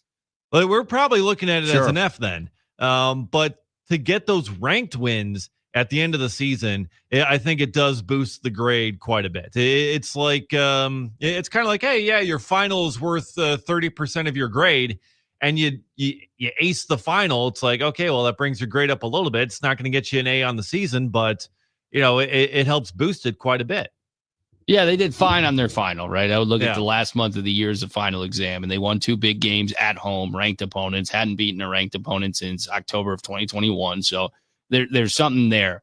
But as we've highlighted, whether it's with Jim Polzine on the pregame show or Polzine on this show or through conversations with others, I mean, there's a lot of talent walking out the door this year. Guys like Daryl Peterson and Ben Barton, guys that lead this defense, are walking away. Ricardo Hallman, I mean, he's your best cornerback. I know he's had an up and down career. 2 years ago, he was electric, 7 interceptions. Last year, 0 picks. This year, somewhere in between. But, you're losing leadership. And also a ton of those guys you brought in for that interior defensive line, all graduating.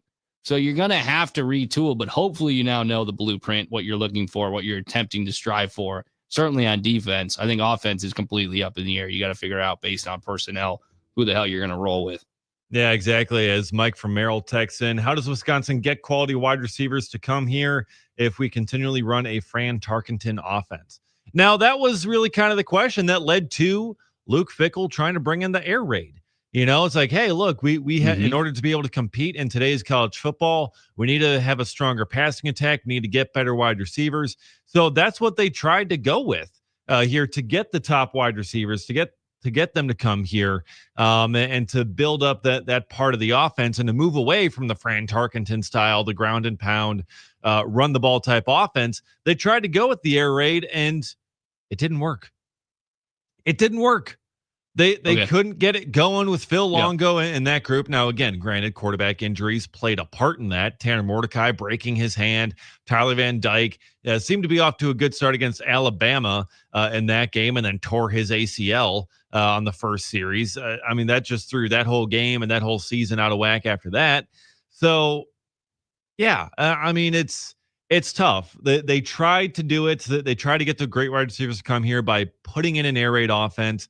It didn't work. They had to switch it up. They've gone back to the ground and pound at least a little bit more here, and they were able to find some success with it. So, maybe Carter Smith can develop that arm talent and be a much stronger throwing option and throwing the ball down the field and be a threat that way. Maybe he can, and maybe that'll help bring some more wide receivers here.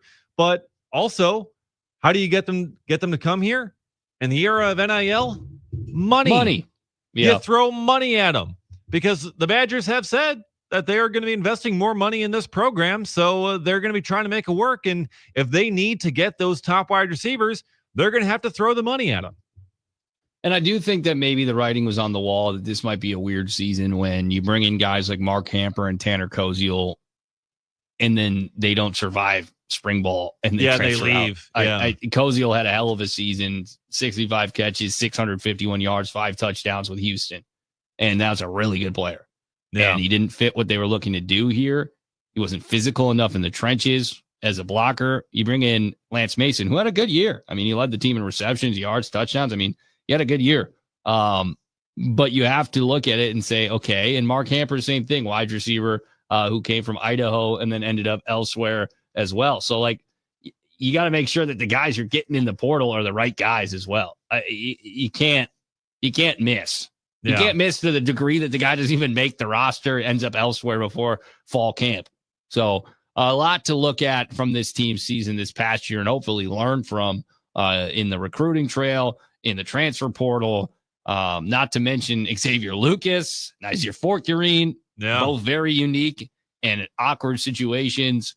They need to make sure that there's some calmness and consistency to this program moving forward. And I think that's why you lean in and you keep Luke Fickell around because you're hoping to kind of calm what has been a rather tumultuous set of years in all of college sports, but specifically, of course, where we care most deeply here in Wisconsin with our football program.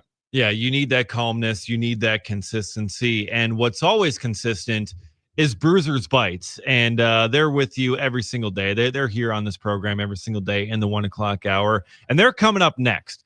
So we got Bruisers Bites coming up on the other side. The always imitated, never duplicated Bruisers Bites coming up on the other side. Stay with us. This is D.N.D. here on the game. I'm smacking the hump. Word to your moms, I came to drop bombs. I got more rhymes than the Bible's got songs. And just like the prodigal son, Stay tuned. Yes. D.N.D. will be back in just a moment. Now, a year in rock spotlight, 1969.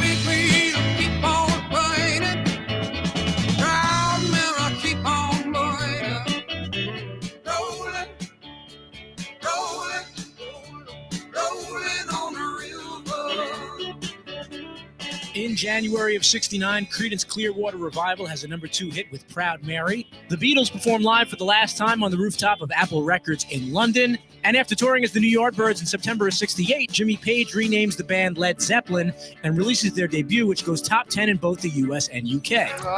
Good times, bad times, you know I've had my share. When my woman left home for a blind man, but I still don't seem to care. In February of 69, Detroit rockers MC5 released their debut album Kick Out the Jams on Elektra Records. Tommy James and the Shondells have a number 1 hit with the psychedelic-influenced Crimson and Clover. And San Francisco's Sly and the Family Stone go to number 1 with the single Everyday People.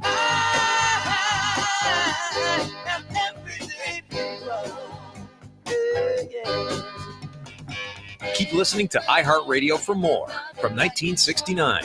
Coming up. Now, a year in rock spotlight, 1975. In September, the Isley Brothers have a number 1 album, The Heat Is On, driven by the number 4 single, Fight the Power. Alive is a 2-record live album that goes to number 9 for Kiss. They released the single Rock and Roll All Night, which goes to number 12.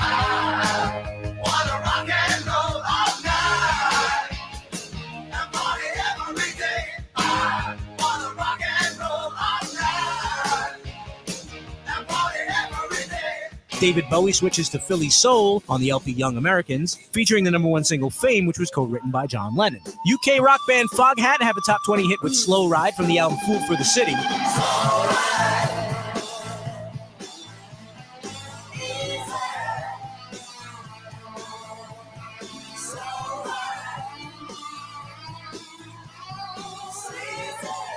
In October of 75, Pink Floyd released their follow-up to Dark Side of the Moon. Wish You Were Here goes to number 1 in the US and the UK.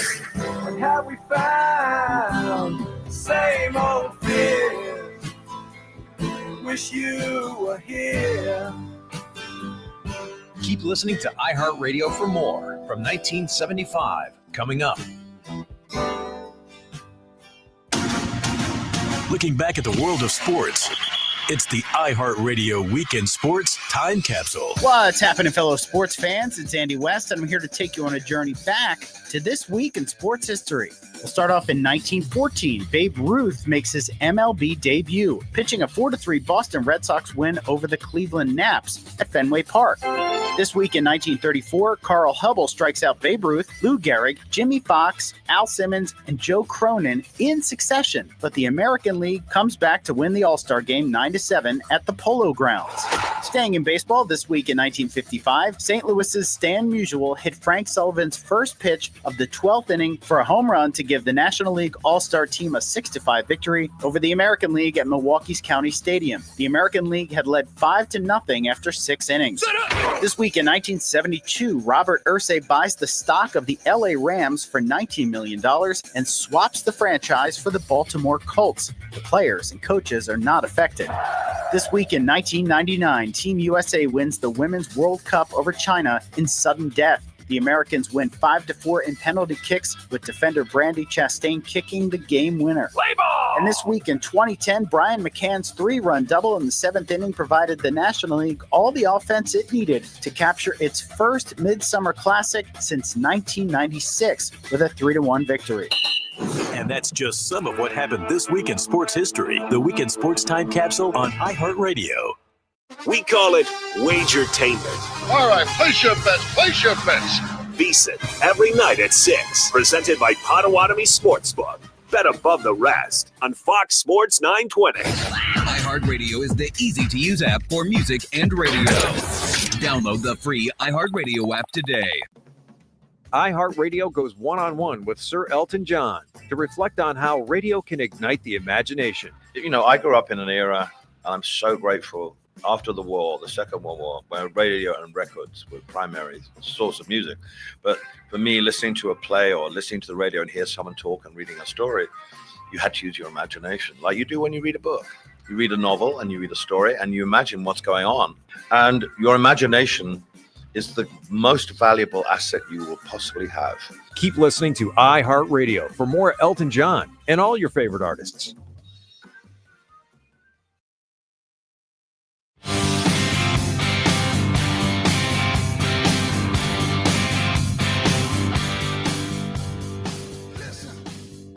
Welcome back to D.N.D.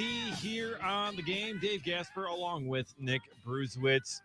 Final hour of the show before we turn things over to Drew and KB coming up at 2 o'clock. But before we get there, we have some more business to attend to as well. And one of those things is the often imitated, never duplicated, award-winning Bruiser's Bites. Time now for Bruiser's Bites. Yes, it is time. It has arrived a little bit later today in anticipation of our conversation with Billy Edwards. We, as always, push back our Bruiser's Bites here to the second segment in our final hour. And it's brought to you by Wisconsin Concrete Coatings, just like always. WIConcretecoatings.com. You know what I wished my mom had done before the holidays? What's Gotten that? her floors done in the garage with the polyurea coating. It's slippery out there. It's slippery. I'm sorry, and it wouldn't be, because the polyurea coating of Wisconsin Concrete Coatings is slip resistant when wet, skid resistant. Your floors aren't going to erode. Your oil, whatever you have in your garage, it's not going to ruin your floor if it's coated with Wisconsin Concrete Coating. So visit them, WIConcretecoatings.com. A lot of Packers conversation to be had here, because I know a lot of folks, of course, they heard this after the game on Thursday, but the Packers take down the Lions 34-27, and national conversations being had about this group. We'll start with that. Danny Parkins of First Things First on Fox Sports had this to say about the version of the Packers that we saw this week on Thanksgiving. Like Jordan Love, I have criticized him for not being a trustworthy player. I think he's inconsistent. Sometimes I feel like he doesn't feel the rush or the game situation. Streaky. Very streaky. Yep, I got you. But he's a big game hunter. Like, that guy throws the ball down the field. And yesterday on deep balls, he was just awesome. If the Packers are going to connect on their deep balls and convert on fourth downs with touchdowns and game-icing drives, and Micah's going to be a closer for you, Willie, that's the scariest version of this team. Did we see the most scary version of the Green Bay Packers in their victory over the Lions? I think we might have. I mean, when you see Mike Parsons having the success that he had, defensively closing it out. And you see Jordan Love being able to throw the ball that well. Yeah, I think that's a scary version. That's very tough to face. I mean, we've talked about how the Detroit Lions, we think, are, one of the top teams in this division, right there along with the Packers. And Jordan Love and this offense were able to play a pretty good game against them. So, yeah, I think it's certainly a dangerous team when they're playing like that. When Jordan Love is on it and he's able to hit those deep balls, and Micah Parsons is on it, yeah, it's certainly a very dangerous, very scary version of the Green Bay Packers that no one really wants to face. And that can get very dangerous when you get into January if Jordan Love can continue to play like that. Because as he mentioned, it can be streaky. We've seen flashes of it. If you can get that consistently, get that showing up in the postseason, then yeah, this is going to be a very dangerous, scary team for the rest of the league. Well, Micah Parsons is well understood to be a very scary individual. If you're lining up against him, if you're a quarterback, yeah. Absolutely. And he's now posted 6 total sacks over the last 3 games. This is what Parsons had to say about potentially heating up as the season has gone on. Like I said, I felt like going into the offseason, it was supposed to be my year to be the best player. And I'm just trying to live up to that. And obviously not having camp took me a while to get into a rhythm. So then late in the year, it's just really just being championship football games, division games. I just had to step up my level of play and just be the person they brought me in to do. With his performance against Detroit, he became the first player in NFL history to post 5 straight 12-plus sack seasons to open a career. I ask you, Dave, do you think he's set to kind of take off here now down the stretch? Yeah, I think so. And, he mentioned not having camp, taking him a little bit longer to get going. That also could mean he could be a little bit fresher here as well as you get down the stretch. So that could make things a little bit more dangerous for him as well. With him being fresh and having, a little bit more momentum heading into it. So, yeah, I think he can continue to get better and get bigger numbers as the season goes on here down this final stretch. So, yeah, it's great what we've seen these past couple of weeks. He's really turned it around, because there were a couple there where we're looking at Micah Parsons. It's like, hey, man, where are the pressures? Where's the production? And he's really turned it on these past couple of weeks. And, yeah, first player in NFL history, 12 sacks each of his first 5 seasons. Just incredible. And he's going to keep punching that number even higher. Well, the Packers outdid Dan Campbell at his own game, going 3 for 3 on 4th down, including a touchdown in the first half to Dontavian Wicks and a game-sealing catch by Dontavian Wicks in the 4th. Here is Jordan Love on the aggressive nature of their offensive attack in Week 13. No, we've talked. Matt wanted to definitely stay aggressive in this game, and we had conversations all week. Like I said, that it's going to come down to the pass game. We got to go win it in the air, and I think it's just the confidence he has in everybody on the offense to be able to go out there and make those plays. And it's one of those games you got to be aggressive. You got to stay aggressive to go win it, because we know. I mean, it's a really good offense on the other side of the ball, and you want to stay away from trying to give them the ball back. A more aggressive offensive attack by the Green Bay Packers, something we pined for a series of weeks. Yeah. And they do it. They go out there and they win. Do you think it's kind of preview for what's ahead for the Green Bay Packers as they try and pull off the NFC North title here in 2025? I sure hope so, because you're going to have to be aggressive in order to win that title. I mean, I love the aggressiveness there from Matt LaFleur on 4th and 3 to be able to just go and try and secure the game. Now, again, it was very risky, because if you don't get that 4th down conversion, then the Lions get the ball at midfield, essentially, with needing just kind of a touchdown there. So, yeah, I love the aggressiveness. I thought it was fantastic. They needed it. And I want them to be more aggressive down the line here. The Bears are going to be incredibly aggressive in this game coming up on Sunday, and then again a few weeks after that, because the Bears see their chance. They're feeling themselves. They're feeling some momentum, and they see what this rivalry is. With what Ben Johnson has said, the bulletin board material, all of that. So we know that the Bears are going to be playing aggressive in this game. The Packers need to be aggressive as well. If they're going to hold off the Bears in this division and hold off the Lions in this division, they are going to have to be aggressive in order to get those wins. They're going to have to take those chances, take those shots. trust Jordan Love, trust your guys in order to get the job done. I mean, Dontavian Wicks was not a guy who was high on everyone's trust tree heading into this, but he raised himself up a little bit this week with how he performed. So, yeah, I love the aggressiveness. They need to keep it up. It worked for him here against Detroit, and it's something that I think will continue to work for them. Matt LaFleur was asked on if the Packers made a statement in their 31-24 victory over the Lions. Here's what he had to say. No, I mean, every game's its own game, and we just came in here with an aggressive mindset and think that that's one of the ways that you have to play against these guys, knowing that you're going to have to defend 4 downs. So, it's a really good football team. Like, they've won a lot of games. So I thought the only way that, you come into this place, which is not an easy place to play, is you got to be aggressive. Okay, well, it doesn't necessarily lend towards future aggressive decision-making per se. But what in general did this victory tell you about this year's Green Bay Packers? I think it tells you that this team is much more improved, not only talent-wise, but I think also mentally when it comes to these types of games, because last year, 1-5 in the division, they really kind of struggled closing out some of those games and being able to win. So this year, to start 3-0 in the division, to be able to get 2 wins against the Lions, sweep them for the first time since 2020, and kind of beat them back. I think it says a lot about their mentality, how they're approaching it.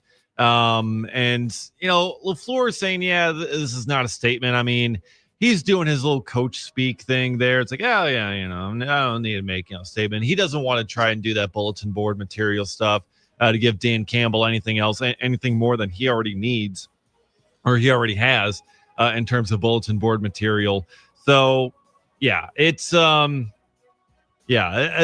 read it as, a great win that this team has improved, talent-wise on the field, and they've improved mentally for these games.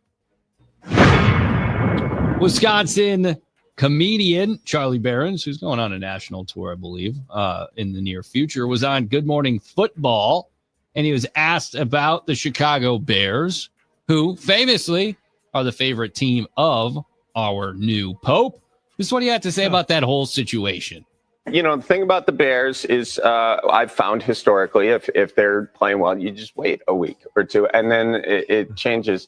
And I'm okay. So you need the Pope to be a Bears fan, and that's how this happened. Yes. And you can see the Pope wasn't really praying necessarily for the Bears, and then after the first 2 weeks, he really started. Fortunately, God is a Packers fan, so it's only going to take a certain amount of time. Like God will give the Bears some wins, but the Packers are going to come out on top. Packers are going to come out on top. God is a Packers fan, so even if the Pope's a Bears fan, we in Wisconsin have the upper hand as always. In our lifetime, Dave, this has been a dominance by the Green Bay Packers over the Bears. It really hasn't been particularly close. We didn't live the lifetime that others have lived where the Bears dominated Green Bay. So from your perspective, are the Packers just destined to beat Chicago every year? Well, I think there will come a time where that may turn. I don't know if that time is – I don't think that time is now. I don't think that – I don't think it'll be anytime soon, but that doesn't mean that the time won't turn, because there was probably a time back in, the 80s where Bears fans thought that it would never turn and they would own the Packers for the rest of eternity. And then Brett Favre came to town, and then Aaron Rodgers came to town after that. And then next thing you know, it's completely different. So, you never want to say never. You never want to say that, they're always going to be the one that owns them. But for the foreseeable future, you can say yes. But we'll still have to see Jordan Love kind of continue that ownership. I mean, they went 1-1 against the Bears last year, and it took the middle finger from one of the Packers defensive linemen in order to be able to make that stop and get that win. So it's certainly gotten close. So I don't know if they'll stay dominant. I don't think they'll stay dominant forever.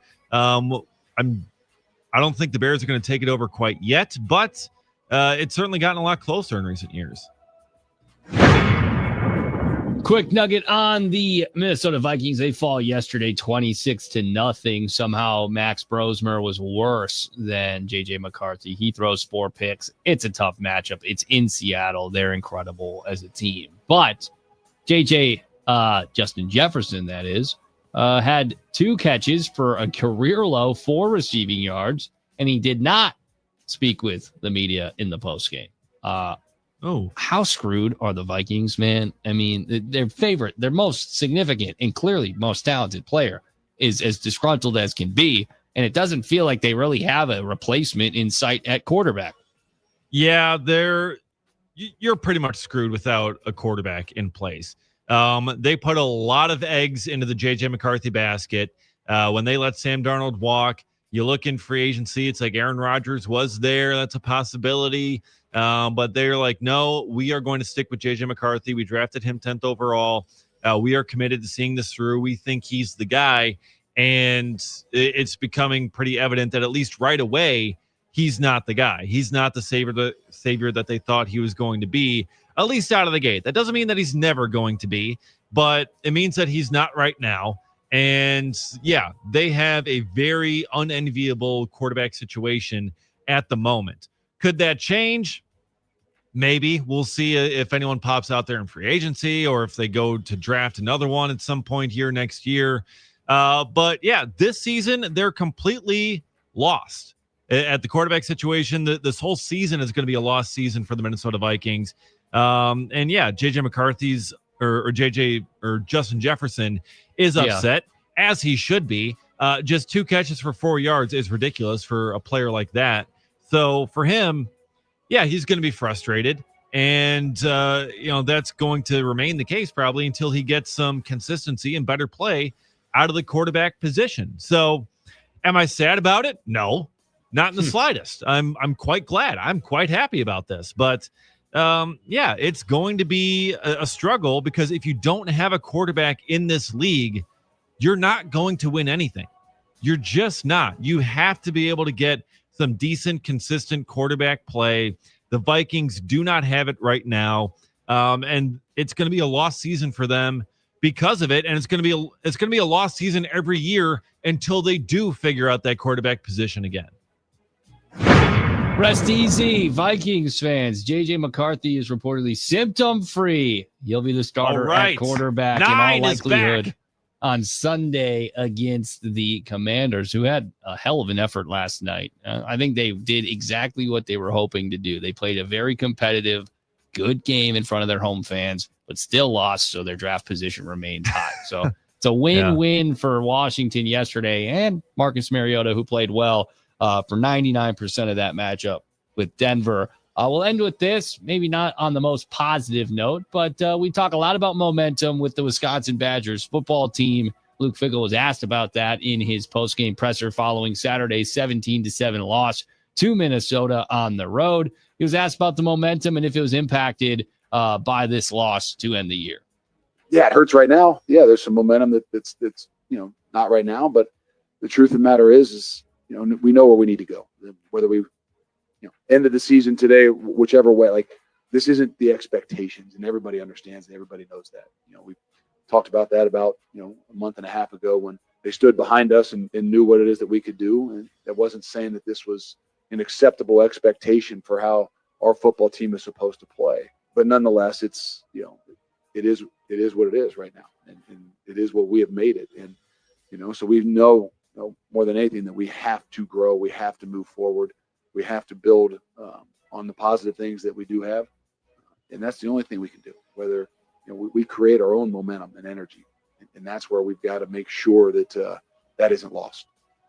Well, they did create a good amount of momentum with back-to-back ranked victories at home over Washington and Illinois. Dave, can we still look back fondly on what November was for Wisconsin? Yeah, I think so. I think there are some definite positives to take away from this month of November for the Badgers. I mean, you saw really kind of the further development of Cooper Catalano and Mason Posa as your linebackers going forward, because that's been another identity spot for Badger football these past several years, having strong linebacker play, and those two certainly look like the future at that position. So you got positives to take there. Finding out Carter Smith is a dude that can bring energy and can help you win ball games. I think that's another big positive takeaway, because the quarterback situation is one that has been a major question mark the past several years. Pretty much every year of the Luke Fickell era, it's been a question mark. And, you found perhaps an answer there. So, yeah, there's certainly some positives to take away. And maybe this is the beginning of turning the corner for this Badger program. So, yeah, I think we might look back fondly and say, okay, this was the moment where things started to turn. When it comes to that Washington game, or when it comes to the Illinois game, it's like, okay, things are turning around a little bit here. So, yeah, there's some positive momentum, but they're going to have to carry it through into next season and get some more positives. If they can knock off a Notre Dame, fantastic. Then you really have your signature win there. But to find some more success next season in Big Ten play and get yourself back to a bowl game, because with the schedule they have next year, they certainly should be bowl eligible, especially if they're able to build off of the positives we found over the last month. Bruisers Bites always brought to you by Wisconsin Concrete Coatings, wiconcretecoatings.com. Visit their website and check out all the great work that they've done and can do for you. wiconcretecoatings.com.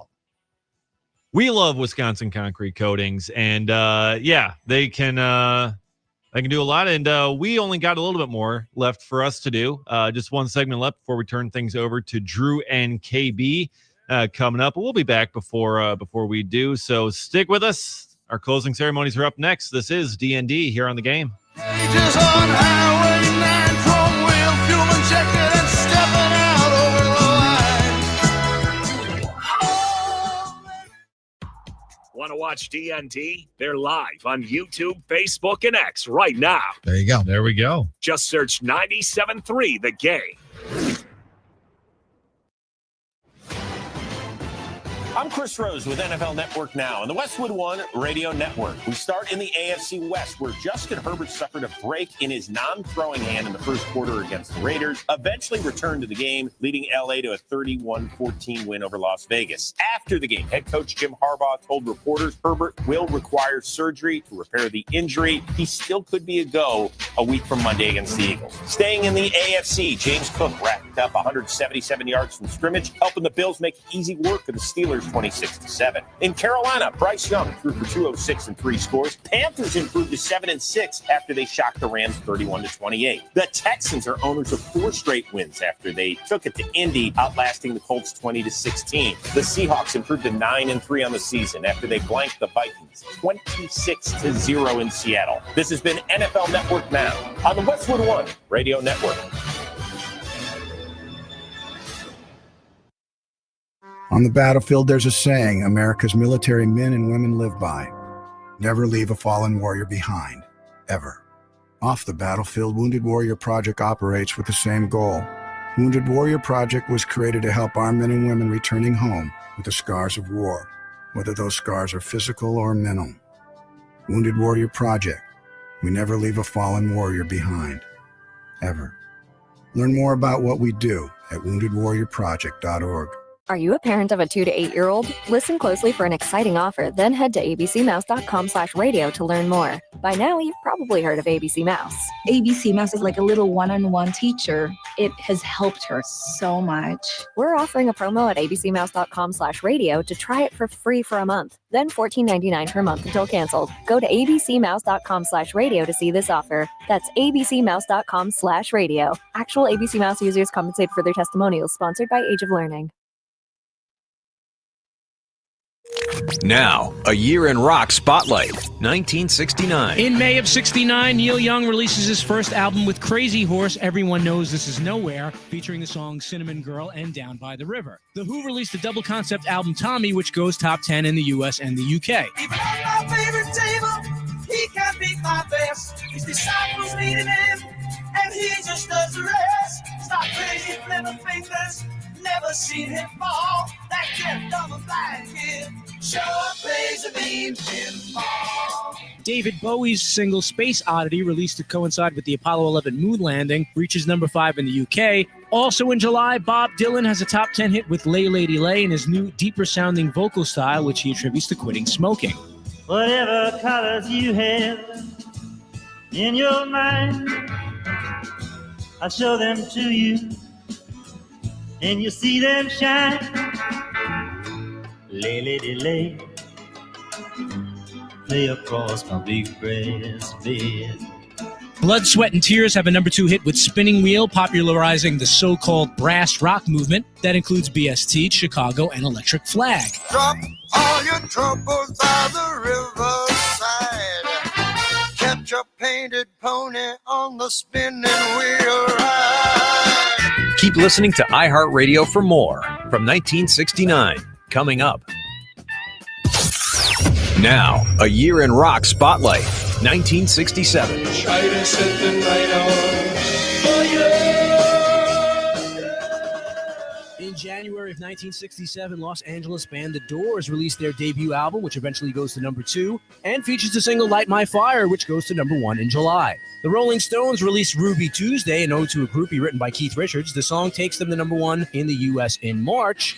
And San Francisco band The Jefferson Airplane released the surrealistic Pillow album, scoring 2 top 10 hits with White Rabbit and Somebody to Love. Don't you want somebody to love? Don't you need somebody to love? Wouldn't you love somebody to love? You better find somebody to love. In March of 67, Buffalo Springfield re-releases their debut album to include the hit single For What It's Worth. In April of 67, Give Me Some Lovin' by the Spencer Davis Group goes to number 7 in the U.S., with vocals by 17-year-old Steve Winwood. And in May, Elvis Presley marries his 21-year-old girlfriend Priscilla in Las Vegas.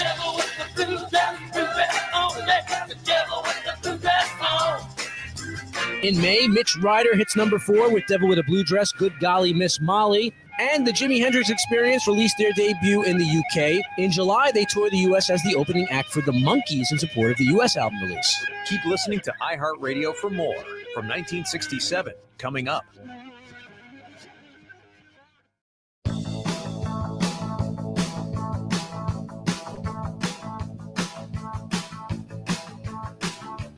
Welcome back to D.N.D. here on The Game. Our closing ceremonies here. Dave Gasper along with Nick Bruzewitz. Doug Russell will be back tomorrow. He has not been canned. I appreciate the concern on the talk and text line from Jim and Oshkosh. But no, Doug is still with us. Doug will be back tomorrow. We'll be on the air at 11 o'clock as Carry the G Radio is on your airwaves from 9 to 11 with Aaron Nagler and Billy Schmidt. And, of course, Armin Sarian with them as well. But wrapping things up here on the NicoletLaw.com talk and text line. We were talking today, Nick, about just kind of grading the Badgers season now that it's all over for the football team. And we're looking for grades. Madtown Ryan chimes in. The Badgers scored a whopping 12 touchdowns in the 2025 season. We averaged 1 touchdown a game. Yeah, it's not great. The offense certainly not good, but this is also kind of where we talk too about grading on a curve a little bit. Just with, losing Billy Edwards Jr. in the first game of the year, going through 4 different starting quarterbacks, very difficult to get any sort of consistency on offense. But yeah, it definitely struggled over there. Yeah, I'm just happy that this season or test as a whole is now complete. It's been turned in. It wasn't pretty. It's over with, and hopefully you can move on next year, learn from this year, and find ways to flip the script quickly. Just look at what Texas A&M did this year. They were a good team. Don't get me wrong, for a handful of years, but they played a bunch of bad teams and they won those games. Badgers got to take advantage next year when their schedule certainly lightens up a lot. Yeah, they certainly do. And one final thing here. The Minnesota Vikings, talking about their quarterback issues, they have also waived wide receiver Adam Thielen as he is seeking a bigger role on a playoff contending team in his final year before retirement. Nick, should the Packers get the old Vikings legend? Kind of pull a reverse because the Vikings always take the Packers scraps? I don't see how he could or would fit in, but I'm sure someone will have interest out there in the league to bring in a veteran like him. But Aaron Jones, shouldn't he be on a contender as well? Maybe they let him free. Then, yes, absolutely bring him in. Oh, absolutely, 100%, if they have the ability to. But they're not going to let him go. But Adam Thielen wants out. Yeah, I don't think he would fit necessarily on the Packers either, but it would just be funny. Just be like, you know what? Fine. I guess we'll take him. But that'll do it for us today. Appreciate you being with us. Drew and KB coming up next. We'll be back at it tomorrow. This has been D.N.D. here on The Game. Now, a year in rock spotlight, 1969.